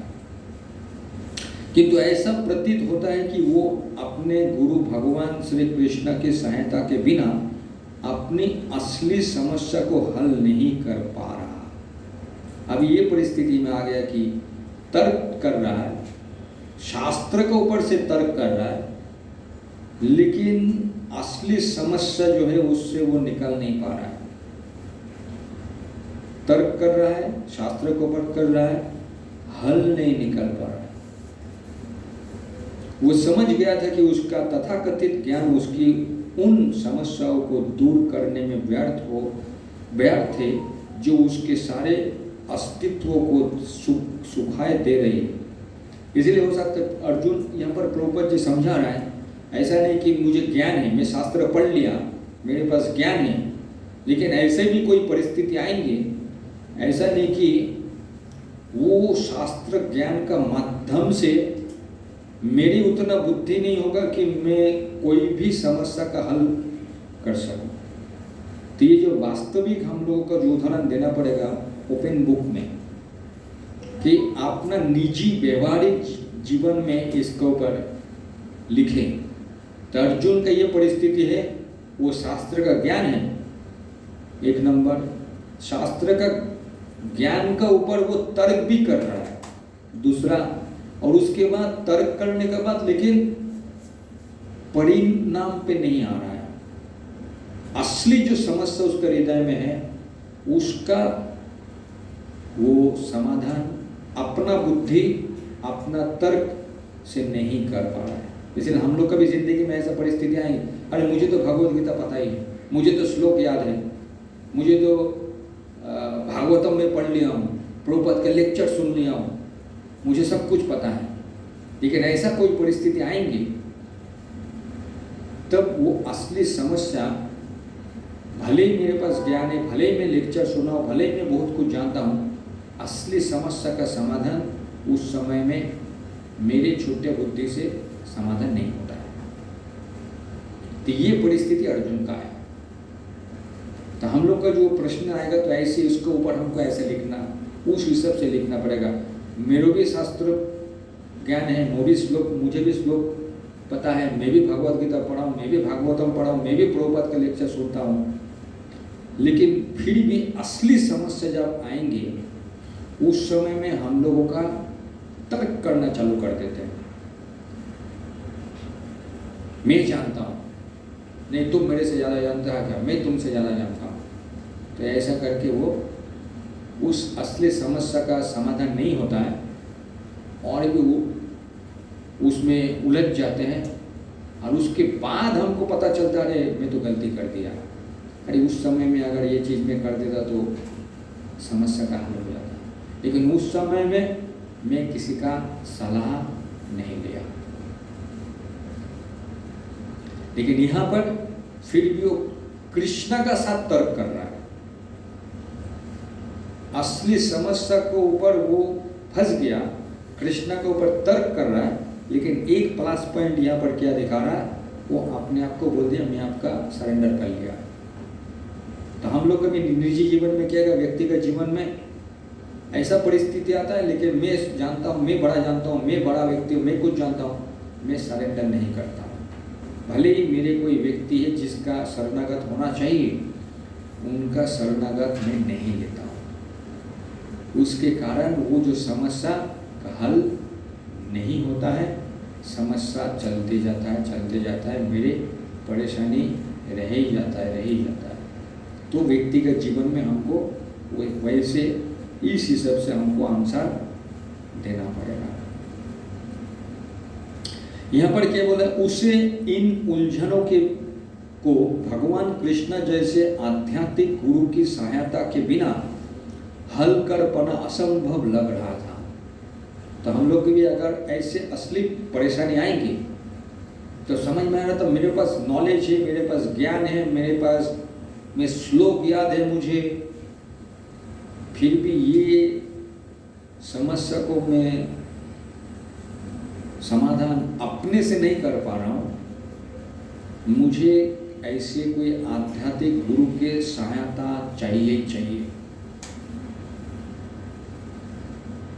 इसीलिए अर्जुन उनका सहारा ले लिया। आप बताइए क्या है, मेरे को समझ में नहीं आता। तो दो परिस्थितियाँ, तो अभी व्यवहारिक स्थिति में हम लोग दिखा सकते हैं कि मेरे जिंदगी में ऐसा समस्या आया, मैं श्लोक जानता हूँ, मैं किताब पढ़ा हूँ, मैं सब कुछ जानता हूँ, लेकिन असली समस्या में मैं कोई आध्यात्मिक गुरु का सहायता नहीं लिया, अपना बुद्धि लगा रहा हूँ। जो हल करना असंभव, मैं अपना बुद्धि से संभव नहीं है, लेकिन एक तरह से मैं किसी का सहारा ले लिया। ऐसा परिस्थिति है, बहुत कठिन परिस्थिति, आप बताइए मेरे को करना क्या है। और वास्तविक में वो जैसे बोलेंगे वैसे अगर करेंगे तो मेरे लिए अच्छा होगा। तो क्षणिक ज्ञान, विद्वत्ता, उच्च पद, ये सब जीवन के समस्याओं का हल करने में व्यर्थ है। क्षणिक ज्ञान, विद्वत्ता, उच्च पद, मैं तो पोस्ट में हूँ, मैं तो डिपार्टमेंट हेड हूँ, इसका मतलब ये समस्या मैं कर लूँगा, मेरे को मेरे ऊपर कोई व्यक्ति का सहारा लेना नहीं चाहिए, मेरे को ज़रूरत नहीं है, मैं तो अच्छा पोस्ट में, अच्छा पोजीशन में हूँ, मेरे पास नॉलेज है, मैं सॉल्व कर लूँगा। लेकिन ये सब जो है समस्याओं का हल करने में व्यर्थ है। यदि कोई इससे सहायता कर सकता है, इसमें सहायता कर सकता है, तो वही एकमात्र गुरु।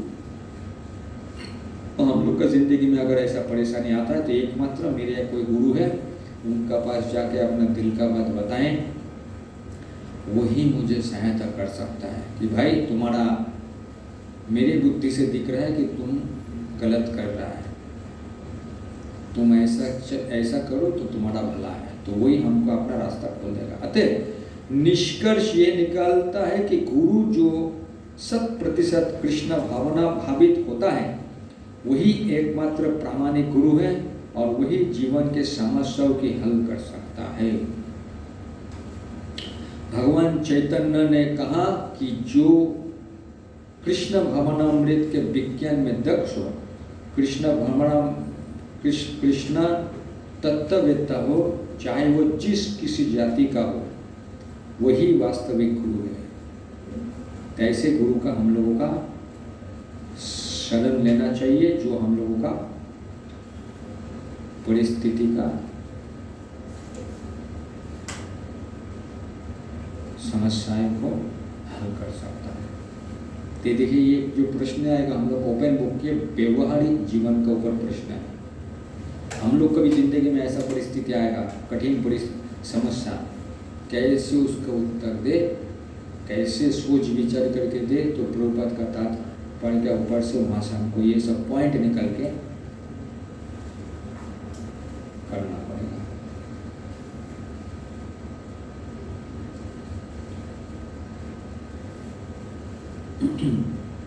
विश्व के विभिन्न भोगों में ऐसे राज्य है जो जीवन के सारी सुविधाएं से तथा संपत्ति एवं आर्थिक विकास से पूरित है, किंतु फिर भी उनके सांसारिक जीवन की समस्याएं जो कि तो बनी हुई है।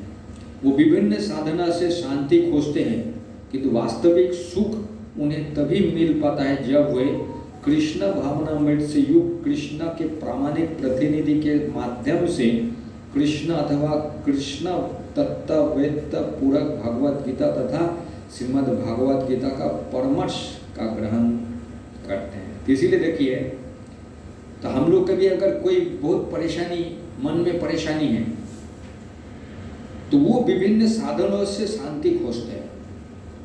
शायद जल चढ़ाने जाऊंगा शिव जी को, शायद ये करूंगा, तो ये सब माध्यम से वो व्यक्ति शांति खोजते हैं। किंतु वास्तविक सुख उन्हें तभी मिल पाता है जब वे कृष्ण भावनामृत से युक्त कृष्ण के प्रामाणिक प्रतिनिधि के माध्यम से कृष्ण अथवा कृष्ण तत्ववेत्त पूर्वक भागवत गीता तथा भागवत के परामर्श का ग्रहण करें।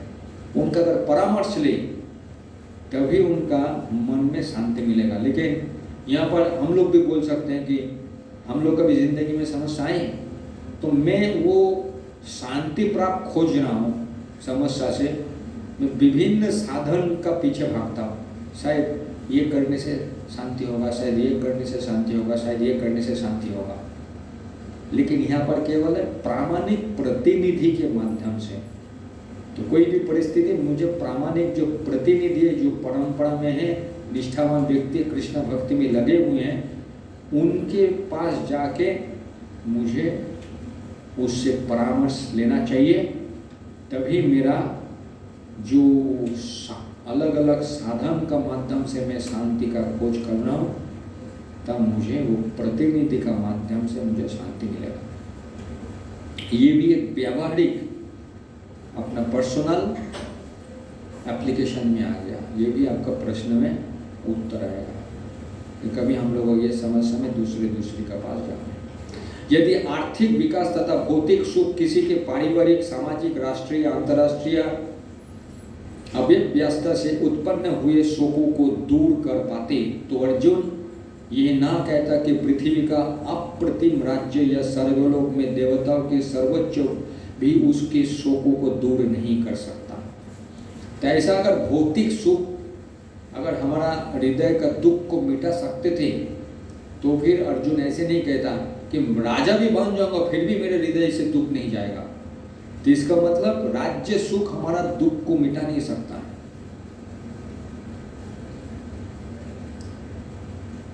तो ये भी हमारा उदाहरण दे रहा है। इसीलिए उसने कृष्ण भावनामृत का ही आश्रय ग्रहण किया और यही शांति तथा समरसता का उचित मार्ग है। आर्थिक विकास या विश्व आधिपत्य प्राकृतिक प्रलय द्वारा किसी भी क्षण समाप्त हो सकता है। आर्थिक विकास मैंने बहुत पैसा कमाया लेकिन अचानक एक समय आएगा सब बर्बाद हो जाएगा। लेकिन दुनिया प्रकृति ऐसा, ये भौतिक जगत ही ऐसा। बहुत बड़ा घर बनाया, भूकंप आया, घर बर्बाद हो गया। अरे क्यों हो गया मेरे साथ? क्योंकि प्रकृति ऐसा है। तो ये सब मेरा समस्या का समाधान नहीं कर पाएंगे। यहाँ तक कि चंद्रलोक जैसे उच्च लोक की यात्रा भी उसके लिए मनुष्य प्रयत्नशील है, एक झटके में समाप्त हो सकते हैं। तो भगवत गीता इसकी पुष्टि करती है। क्षीण पुण्य मर्तलोक विशांति। जब पुण्य कर्म के फल समाप्त हो जाते हैं तो मनुष्य सुख के शिखर से जीवन के निम्नतम स्तर पर गिर जाता है। जब पुण्य कर्म खत्म हो जाता है, इसी तरह से विश्व के अनेक राजनीतियों का पतन हुआ है। ऐसा अधपतन शोक का कारण बनता है। तो बहुत लोग बोले कि बड़ा पोस्ट मिल जाएगा, बहुत उच्च पद मिल जाएंगे तो मेरा जिंदगी का दुख चला जाएगा। ऐसा नहीं। वो लोग पुण्य किए तो ऐसे पोस्ट में गया, लेकिन जैसे उनका पुण्य खत्म हो जाता है वो राजनीति का भी पतन हो जाता है।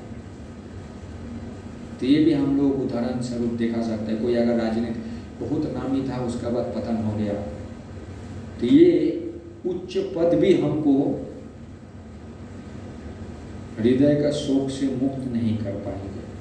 अतः यदि हम सदा के लिए शोक का निवारण चाहते हैं तो हमें कृष्णा का शरण ग्रहण करनी होगी, जिस तरह अर्जुन ने की। अर्जुन ने कृष्ण का प्रार्थना की कि वो उसकी समस्या का निश्चित समाधान कर दे, और वही कृष्ण भावनामृत की विधि है। हाँ, प्रश्न क्या? हाँ हाँ, तो अमुक का जो वहाँ पर देखिए प्रभुपाद का क्या मूड है। अमुक जो है उसमें जो उत्तर देना पड़ेगा, उत्तर में आपका देखिए कि उत्तर किस तरह का होना चाहिए। उत्तर उसका प्रश्न है प्रभुपाद का क्या भाव है, वो प्रभुपाद का भाव वहाँ पर आपको निकाल के डालना पड़ेगा। उदाहरण अगर देना चाहते तो दे सकते हैं, कि ये श्लोक में इसमें दिया, लिख सकते हैं अगर आप चाहते हैं तो।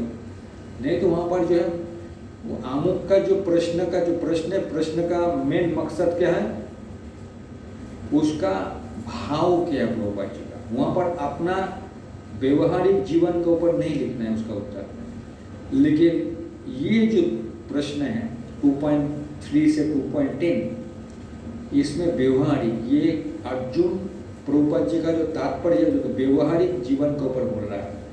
मैं एक इंसान हूँ, मेरे जीवन में समस्या आता है, मैं अलग अलग साधन का पास जाता हूँ, मैं किसका पास जाऊँ? तो कोई ऐसा प्रामाणिक गुरु है जो एकदम शास्त्र का मुताबिक जी रहा है, कृष्ण भक्ति में है, निजी जीवन में निष्ठा से पालन कर रहा है, जो हमको बढ़िया से गाइड कर पाएंगे, उनके पास जाके मेरा समस्या का जो परिस्थिति लेके जाऊंगा, ये मेरा समस्या चल रहा है, तो उसका समाधान क्या होगा। तो अर्जुन जो दिखा रहा है, उन्होंने मन को तर्क करने वाला मन है, भावना ऐसा नहीं कि तर्क वितर्क नहीं, उसका भी तर्क कर रहा है, उसका ज्ञान है, तर्क कर रहा है, लेकिन फिर भी थोड़ा सा वो झुक गया। ये तर्क और अपना बुद्धि से काम नहीं चलेगा, या अपना बुद्धि से समस्या का हल नहीं हो रहा है, मेरे कोई प्रामाणिक गुरु का पास जाके अपना दिल का बात बोलना ही पड़ेगा। तो ये हम लोग उपदेशामृतम में देख रहे हैं कि कोई हम खाची परीक्षा दे, किसका अपना मन का बात बताओ। ऐसा व्यक्ति है जो सही मार्ग में चल रहा है, उससे समाधान करना चाहिए। ऐसे उलट पुलट लोगों के पास जाएंगे तो हो सकता है कि ऐसा बोलेंगे जो मैं और परेशान हो जाऊंगा। जैसा प्रामाणिक व्यक्ति के पास जाना चाहिए, प्रभुपाद तात्पर्य में लिख रहा है। तो ऐसा करके संजय उवाचा एवं मुक्त ऋषिकेशम गुड़ाकेश परंतपा न युद्ध्या इति गोविंदा मुक्त्वा तृष्णी बहुने। संजय ने कहा, इस प्रकार कहने के बाद शत्रुओं का दमन करने वाला अर्जुन कृष्ण से बोला, हे गोविंदा, मैं युद्ध नहीं करूंगा, और चुप हो गया। हम लोग कभी परिस्थिति आता है लाइफ में, ऐसा टेंशन में है, मैं ये काम नहीं करूंगा, क्यों? मेरी बुद्धि बोल रहा है ये काम नहीं करूंगा। तभी अर्जुन अपना बुद्धि लगाया, उन्होंने बोला कि मैं काम नहीं करूंगा। अपना तर्क, अपना बुद्धि, अपना ज्ञान, सब कुछ इस्तेमाल किया, और उसके बाद लास्ट में क्या बोला, मैं काम नहीं करूंगा। कहानी खत्म, चुप हो गया। अभी तात्पर्य में थोड़ा मजेदार चीज बताया, कोई पढ़िए।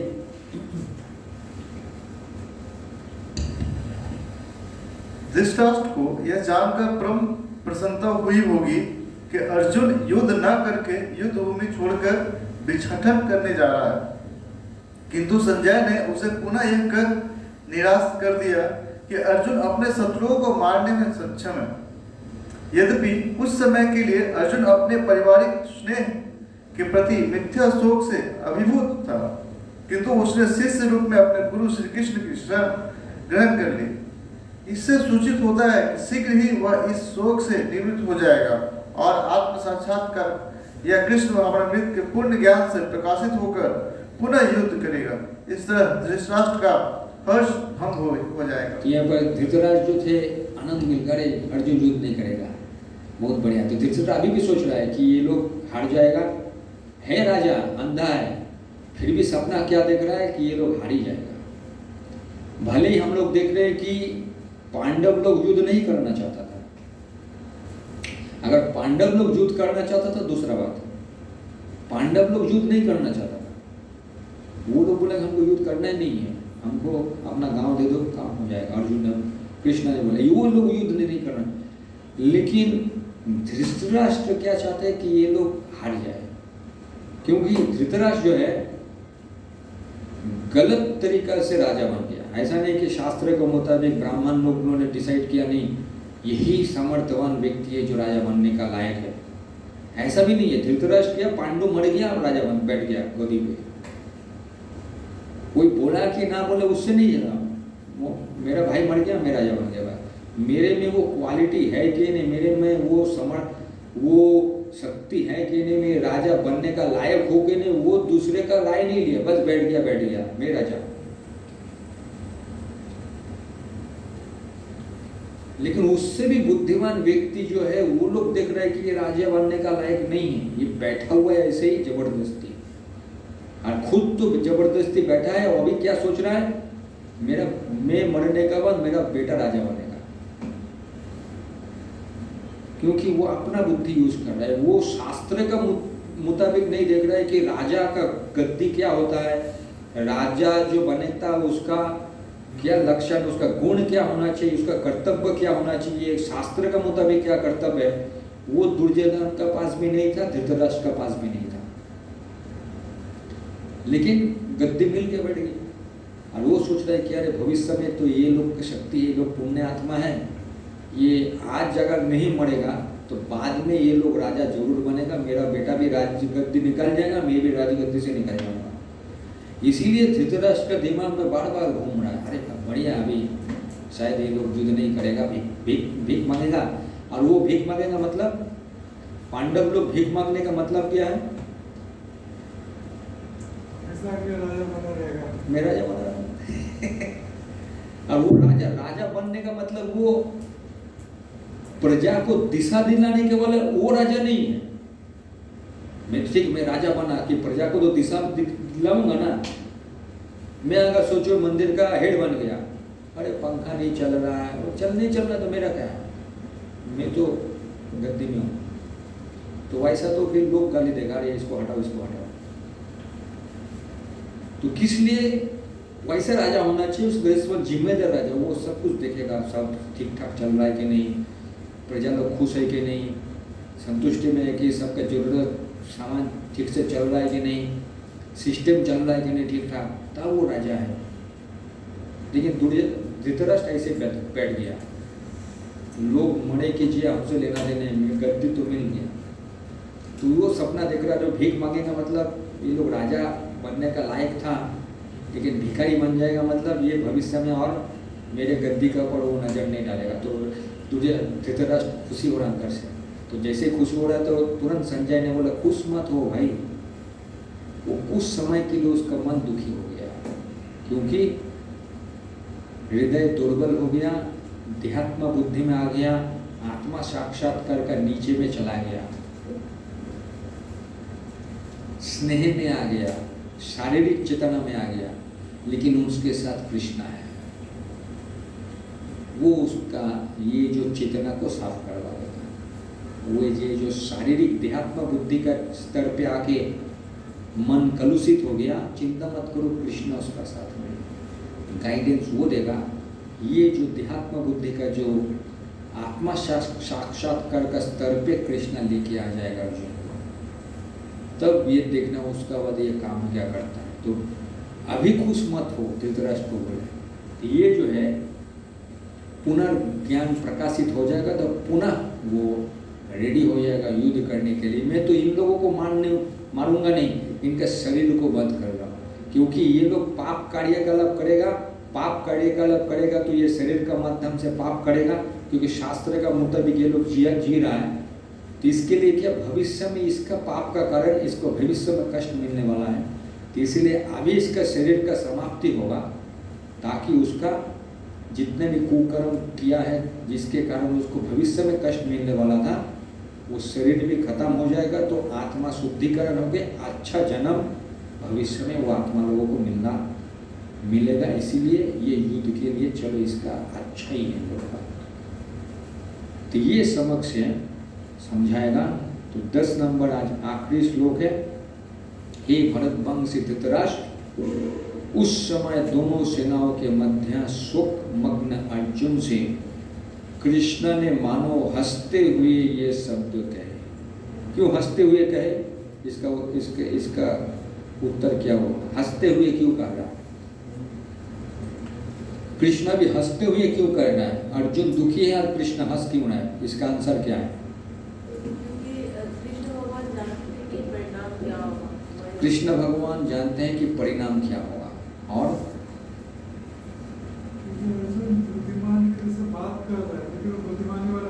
लेकिन बुद्धिमानी जैसे बात कर रहे हैं, लेकिन वास्तविक में बुद्धिमान जैसे कार्यकलाप नहीं कर रहा है। और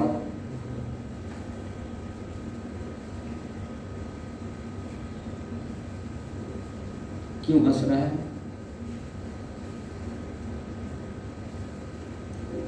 क्योंकि भले ही कृष्णा कृष्ण है, अर्जुन अर्जुन है, हम लोग कभी कभी सोचता है कि मेरी बुद्धि सबसे ज्यादा है, लेकिन मेरे से भी तो कोई बुद्धिमान व्यक्ति है। वो बोलेगा अरे ये तो बेकार जैसा तुम बात कर रहा है, तुम इतना बात किया तो बेकार बात कर रहा है। अरे ऐसा बात नहीं है, फॉर्मूला ये, तुम्हारा फॉर्मूला ये सोच रहा है, तुम्हारा ये फॉर्मूला काम नहीं करेगा, फॉर्मूला तो वो है। तो इसीलिए वो हंस रहा है। तुम मूर्ख जैसे बात कर रहे हैं, इतना समय तक मेरा टाइम वेस्ट कर दिया, मूर्ख जैसे। तो हम लोग कभी कभार मूर्ख जैसे बात करते हैं। हम लोग ये सोचते हैं कि बहुत बुद्धिमान मैं ही हूँ, मेरा दिमाग से जो निकल रहा है मैं ही सबसे बुद्धिमान व्यक्ति हूँ। मेरे से भी जो कोई बुद्धिमान व्यक्ति है उसको मैं नजरअंदाज कर देता हूँ। तो इसीलिए अर्जुन को देखते कृष्ण ने हंसने लगा। अरे क्या बोल रहे हैं तुम, क्या क्या बात कर रहे हैं? तो इसलिए क्या, अर्जुन को देखते हुए कृष्ण हंस दिया। कृष्ण हंसता नहीं, अगर उसका बुद्धि अगर अर्जुन से कम रहता तो कृष्ण हंसता नहीं। हाँ तुम जो बोले सही बोल रहा है, सही बोल रहा है, क्योंकि उसका बुद्धि उससे कम रहता। लेकिन अर्जुन से बुद्धिमान कृष्ण बहुत ज़्यादा बुद्धिमान है। उसका ज्ञान, उसका बुद्धि अर्जुन से ऊपर, इसीलिए बोल रहा है क्या बात कर रहा है। इसीलिए वो हंसने लगा। फालतू टाइम पास कर दिया मेरा ये सब बोल के, क्या बोल रहा है तुम। तभी इसका तात्पर्य पढ़ो, समझ में आ जाएगा।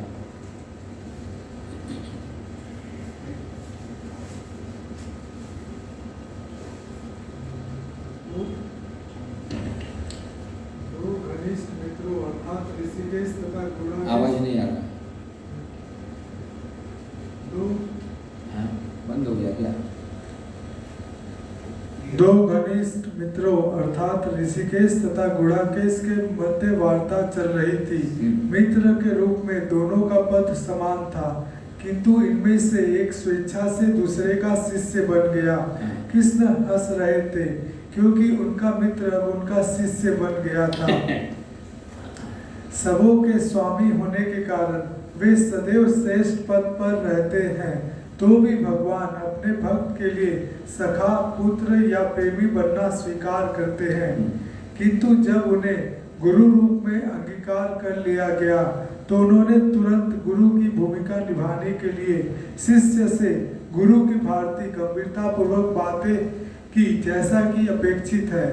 ऐसा प्रतीत होता है कि गुरु तथा शिष्य की ये वार्ता दोनों सेनाओं की उपस्थिति में हुई, जिससे सारे लोग लाभान्वित हुए। अतः भगवत गीता का संवाद किसी एक व्यक्ति, समाज या जाति के लिए नहीं, अपितु सबों के लिए है, और उसे सुनने के लिए शत्रु या मित्र समान रूप से अधिकारी है। इसलिए हम लोग देखते हैं कि गुरु और शिष्य का अंगीकार कर लिया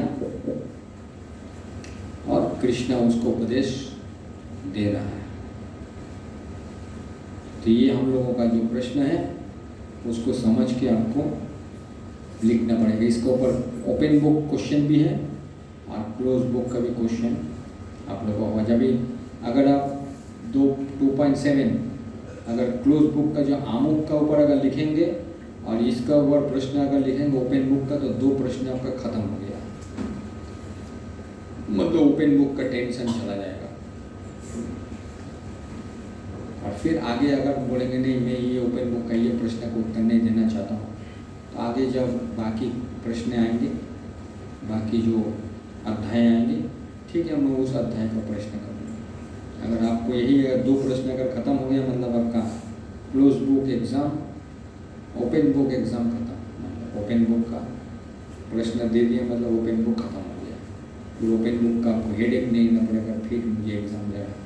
ओपन बुक का 2 प्रश्न का हो गया, अमुक का इसका, अब इस क्लोज बुक का आपको एक श्लोक, मतलब एक श्लोक आगे बढ़ेंगे, उसका क्लोज बुक का आएंगे, उस हिसाब से। क्लोज ओपन बुक में क्या है, जैसे कुछ उदाहरण आ रहा है और निजी जीवन का, व्यक्तिगत जो प्रश्न है, निजी जीवन, मेरी समस्या है, अर्जुन का समस्या है, तो अर्जुन का समस्या में ऐसे ऐसे हल करे, तो मेरी ज़िंदगी में ऐसे ऐसे मुझे हल करना है। अर्जुन ऐसा ऐसा परिस्थिति में जा रहा है, तो ऐसे ऐसे परिस्थिति में वो ऐसा ऐसा परिस्थिति, मेरी भी ज़िंदगी में ऐसा ऐसा आता है, तो मैं भी ऐसा ऐसा करता हूँ। तो ये जो 2 मिलाकर हम लोगों का ये प्रश्न का उत्तर हम लोगों को देना पड़ेगा।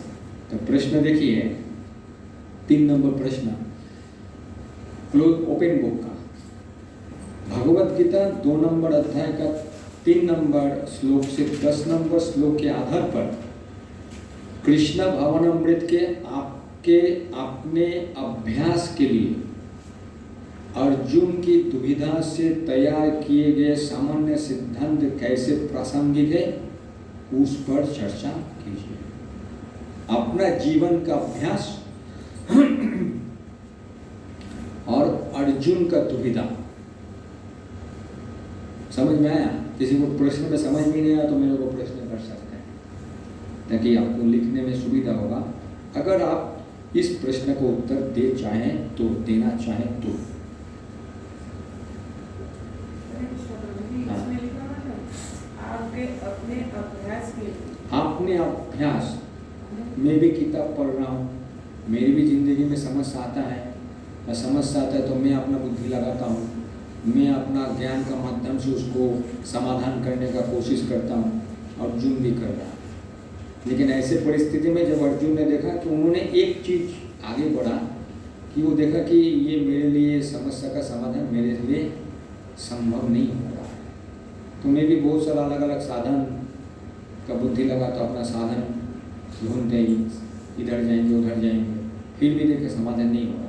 तो इसीलिए अगर कोई प्रामाणिक जो गुरु है, जो एकदम कृष्ण भक्ति में है, उनका पास मैं जाके अपना समाधान कर सकता हूँ, तो उसके मुझे पहले अपना थोड़ा शिष्य श्वेतम शादी मानता हूँ प्रकरण, मेरा बहुत दोस्ती हो गया, अब मैं आपका शिष्य रूप में आपका पास आ रहा हूँ, तो आप मुझे निर्देश दीजिए। तो ये आपका ऐसे ही अर्जुन का दुविधा आपको लिखना पड़ेगा। अपना जिंदगी में दुविधा लिखिए, अपना जिंदगी का अभ्यास, और वो सब प्रभुपाद जी का तात्पर्य जैसे सिद्धांत एक एक करके निकालिए। तो उसके ऊपर कितना वर्ड का लिखना पड़ेगा? 450 to 600 वर्ड्स का बीच में आपको इसका आंसर देना पड़ेगा। वो 450 से कम नहीं कर सकते हैं? 450 से कम में नहीं लिख सकते। लिखने चाहेंगे तो लिखेंगे। देखिए इसमें उदाहरण दिया हुआ है, इसमें एनालॉजीज दिया हुआ है, वो सब लिखते लिखते आपका, क्योंकि ये जो आपको डिटेल स्टडी है, ये डिटेल स्टडी से कि आपका बढ़िया से वो चीज़ आपका क्लैरिटी हो जाएगा अपना ज़िंदगी के बारे में। देखिए 2.3 से 10 7 श्लोक है, 7 श्लोक है इसमें। तो श्लोक एक श्लोक वर्ड्स लिखिएगा, फिर कुछ जगह पे आपका उदाहरण लिखना है तो उदाहरण लिखिए। तो वो आपको एनालॉजीज जो दिया हुआ है, तो एनालॉजीज जो ये इधर है, कोई एनालॉजीज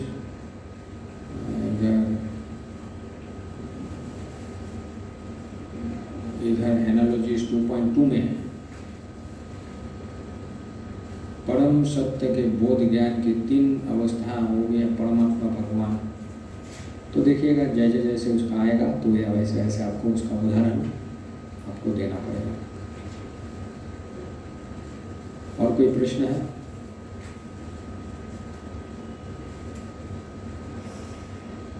तीन में से देखिए, प्रश्न 1 आमुख का था, प्रश्न 3 आज का क्लास का बीच में। तो ये क्लास का हो जाने से आपका 2 प्रश्न आप लिख पाएंगे। तो पहला वाला प्रश्न जो प्रभुपाद जी का जो भाव है, किस लिए उन्होंने ये भगवत गीता लिखा, उनका क्या उद्देश्य है, उनका क्या भाव है, वो लिखना पड़ेगा। आज का जो प्रश्न का है, मेरा व्यक्तिगत प्रयोग, मेरे जिंदगी, मेरे निजी जिंदगी में मैं व्यक्तिगत प्रयोग करता हूँ, मेरे ये परिस्थिति है, मेरे जिंदगी में ये परिस्थिति आ रहा है, जा रहा है, मेरे ये परिस्थिति में मैं कैसे कृष्णा भावनामृत में अभ्यास के समय अलग अलग दुविधा आता है, और अर्जुन का भी दुविधा आया। तो अभी वो सिद्धांत क्या, अर्जुन क्या सिद्धांत ले रहे हैं, प्रभुपाद जी क्या क्या सिद्धांत बता रहे तात्पर्य से, वैसे ही चीज अपना जिंदगी में उसी को उतर के उसका अनुसार चर्चा आपको करना है।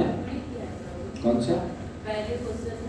इस्कॉन के लिए इन पहलुओं के महत्व पर प्रभुपाद के भाव और या उपदेश को 3 पहलुओं के 3 को अपने शब्द में सूचीबद्ध करें। प्रभुपाद जी का क्या भाव है, क्या उद्देश्य, 3 पहलू देखिएगा, अगर पढ़ेंगे तो मिल जाएगा। उसमें जो टिप्पणी दी है, वो टिप्पणी का मतलब क्या है? सूचीबद्ध और टिप्पणी करें। टिप्पणी मतलब आप लिखिए, आपका भाषा में लिखिए, आपका भाषा में लिखिए। ये टिप्पणी का शब्द दिया, अपना भाषा में लिखिए। जैसा कि भगवत गीता के आमुख में प्रकाशित है, अपना भाषा, खुद का विचार वो लिखिए, टिप्पणी करना। तो प्रभुपाद जी ने ये इसका, प्रभुपाद जी का ये भाव है, प्रभुपाद जी इस उद्देश्य में भगवत गीता लिखा, 3 उद्देश्य में भगवत गीता लिखा, उसमें कुछ आप टिप्पणी कर सकते हैं। ये लिखना चाहिए क्योंकि ये होने से मेरे ये सुविधा होगा, बाकी लोगों का ये सुविधा होगा। अगर ये उद्देश्य प्रभुपाद अगर भगवत गीता नहीं लिखता, हो सकता है कि मैं दूसरे लोगों का भगवत गीता पढ़ता, तो दूसरे लोगों का भगवत गीता पढ़ता तो कृष्णा भावना अगर चर्चा नहीं होता तो मेरा उद्देश्य दूसरा कुछ हो जाता। तो इसके ऊपर आपका स्थान, उस चीज को लिखते हुए अपना टिप्पणी आपको करना पड़ेगा। मेरे पास अगर सोचिए भगवत गीता नहीं आता प्रभुपाद जी की, और प्रभुपाद जी का जो भाव है, वो जो भाव लिख रहा है, वो अगर मैं नहीं पढ़ता तो हो सकता है कि मैं दूसरे व्यक्तियों का भगवत गीता में पढ़ता है, तो वही वैदिक शास्त्र है, लेकिन उधर पढ़ता तो उधर का भाव दूसरा होता, तो मेरा मानसिकता दूसरा हो जाता। हो सकता है कृष्णा का उद्देश्य नहीं होके मेरा दूसरा कोई उद्देश्य होता, तो वो टिप्पणी आपको करना पड़ेगा। या फिर पहले सोचिए आप लोग भगवत गीता पढ़े होंगे, इसको माने का पहले प्रभुपाद जी का भगवत गीता छोड़ के दूसरा कोई भगवत गीता पढ़े होंगे, तो वो सब भगवत गीता, वही भगवत गीता पढ़ के आपका क्या मानसिकता था, अभी प्रभुपाद जी का भगवत गीता पढ़ने से आपका क्या मानसिकता आ रहा है, तो इसके ऊपर आपको टिप्पणी सूचीबद्ध करना पड़ेगा। उनका भाव क्यों, प्रभुपाद जी का भगवत गीता में क्या मुख्यता है, वो हमको 450 वर्ड में आपको लिखना है। समझ में आया? हाँ, और कोई प्रश्न? तो ये करने से आपका ओपन बुक, क्लोज बुक का भी, क्लोज बुक चलता रहेगा, ओपन बुक, क्लोज बुक का क्वेश्चन चलते रहेंगे। अभी ओपन बुक का 2 क्वेश्चन मैं आपको बता दिया, अभी और भी है, 3 नंबर अध्याय में भी आएंगे, 3 नंबर 4 नंबर। अगर सोचेंगे नहीं वो सब प्रश्न में उस उत्तर दूंगा, तो उस जगह में उस प्रश्न का उत्तर वो इसमें आएंगे। अभी 8 नंबर प्रश्न भी है, तो अपने स्वयं के शब्द में भगवत गीता अध्याय 2 श्लोक नंबर 3, 2 या 3, 2 नंबर अध्याय 3 नंबर श्लोक से श्लोक और तात्पर्य के आधार पर अन्य योग प्रणाली पर भक्ति के श्रेष्ठ, ये कौन सा श्लोक में, कौन सा अध्याय में?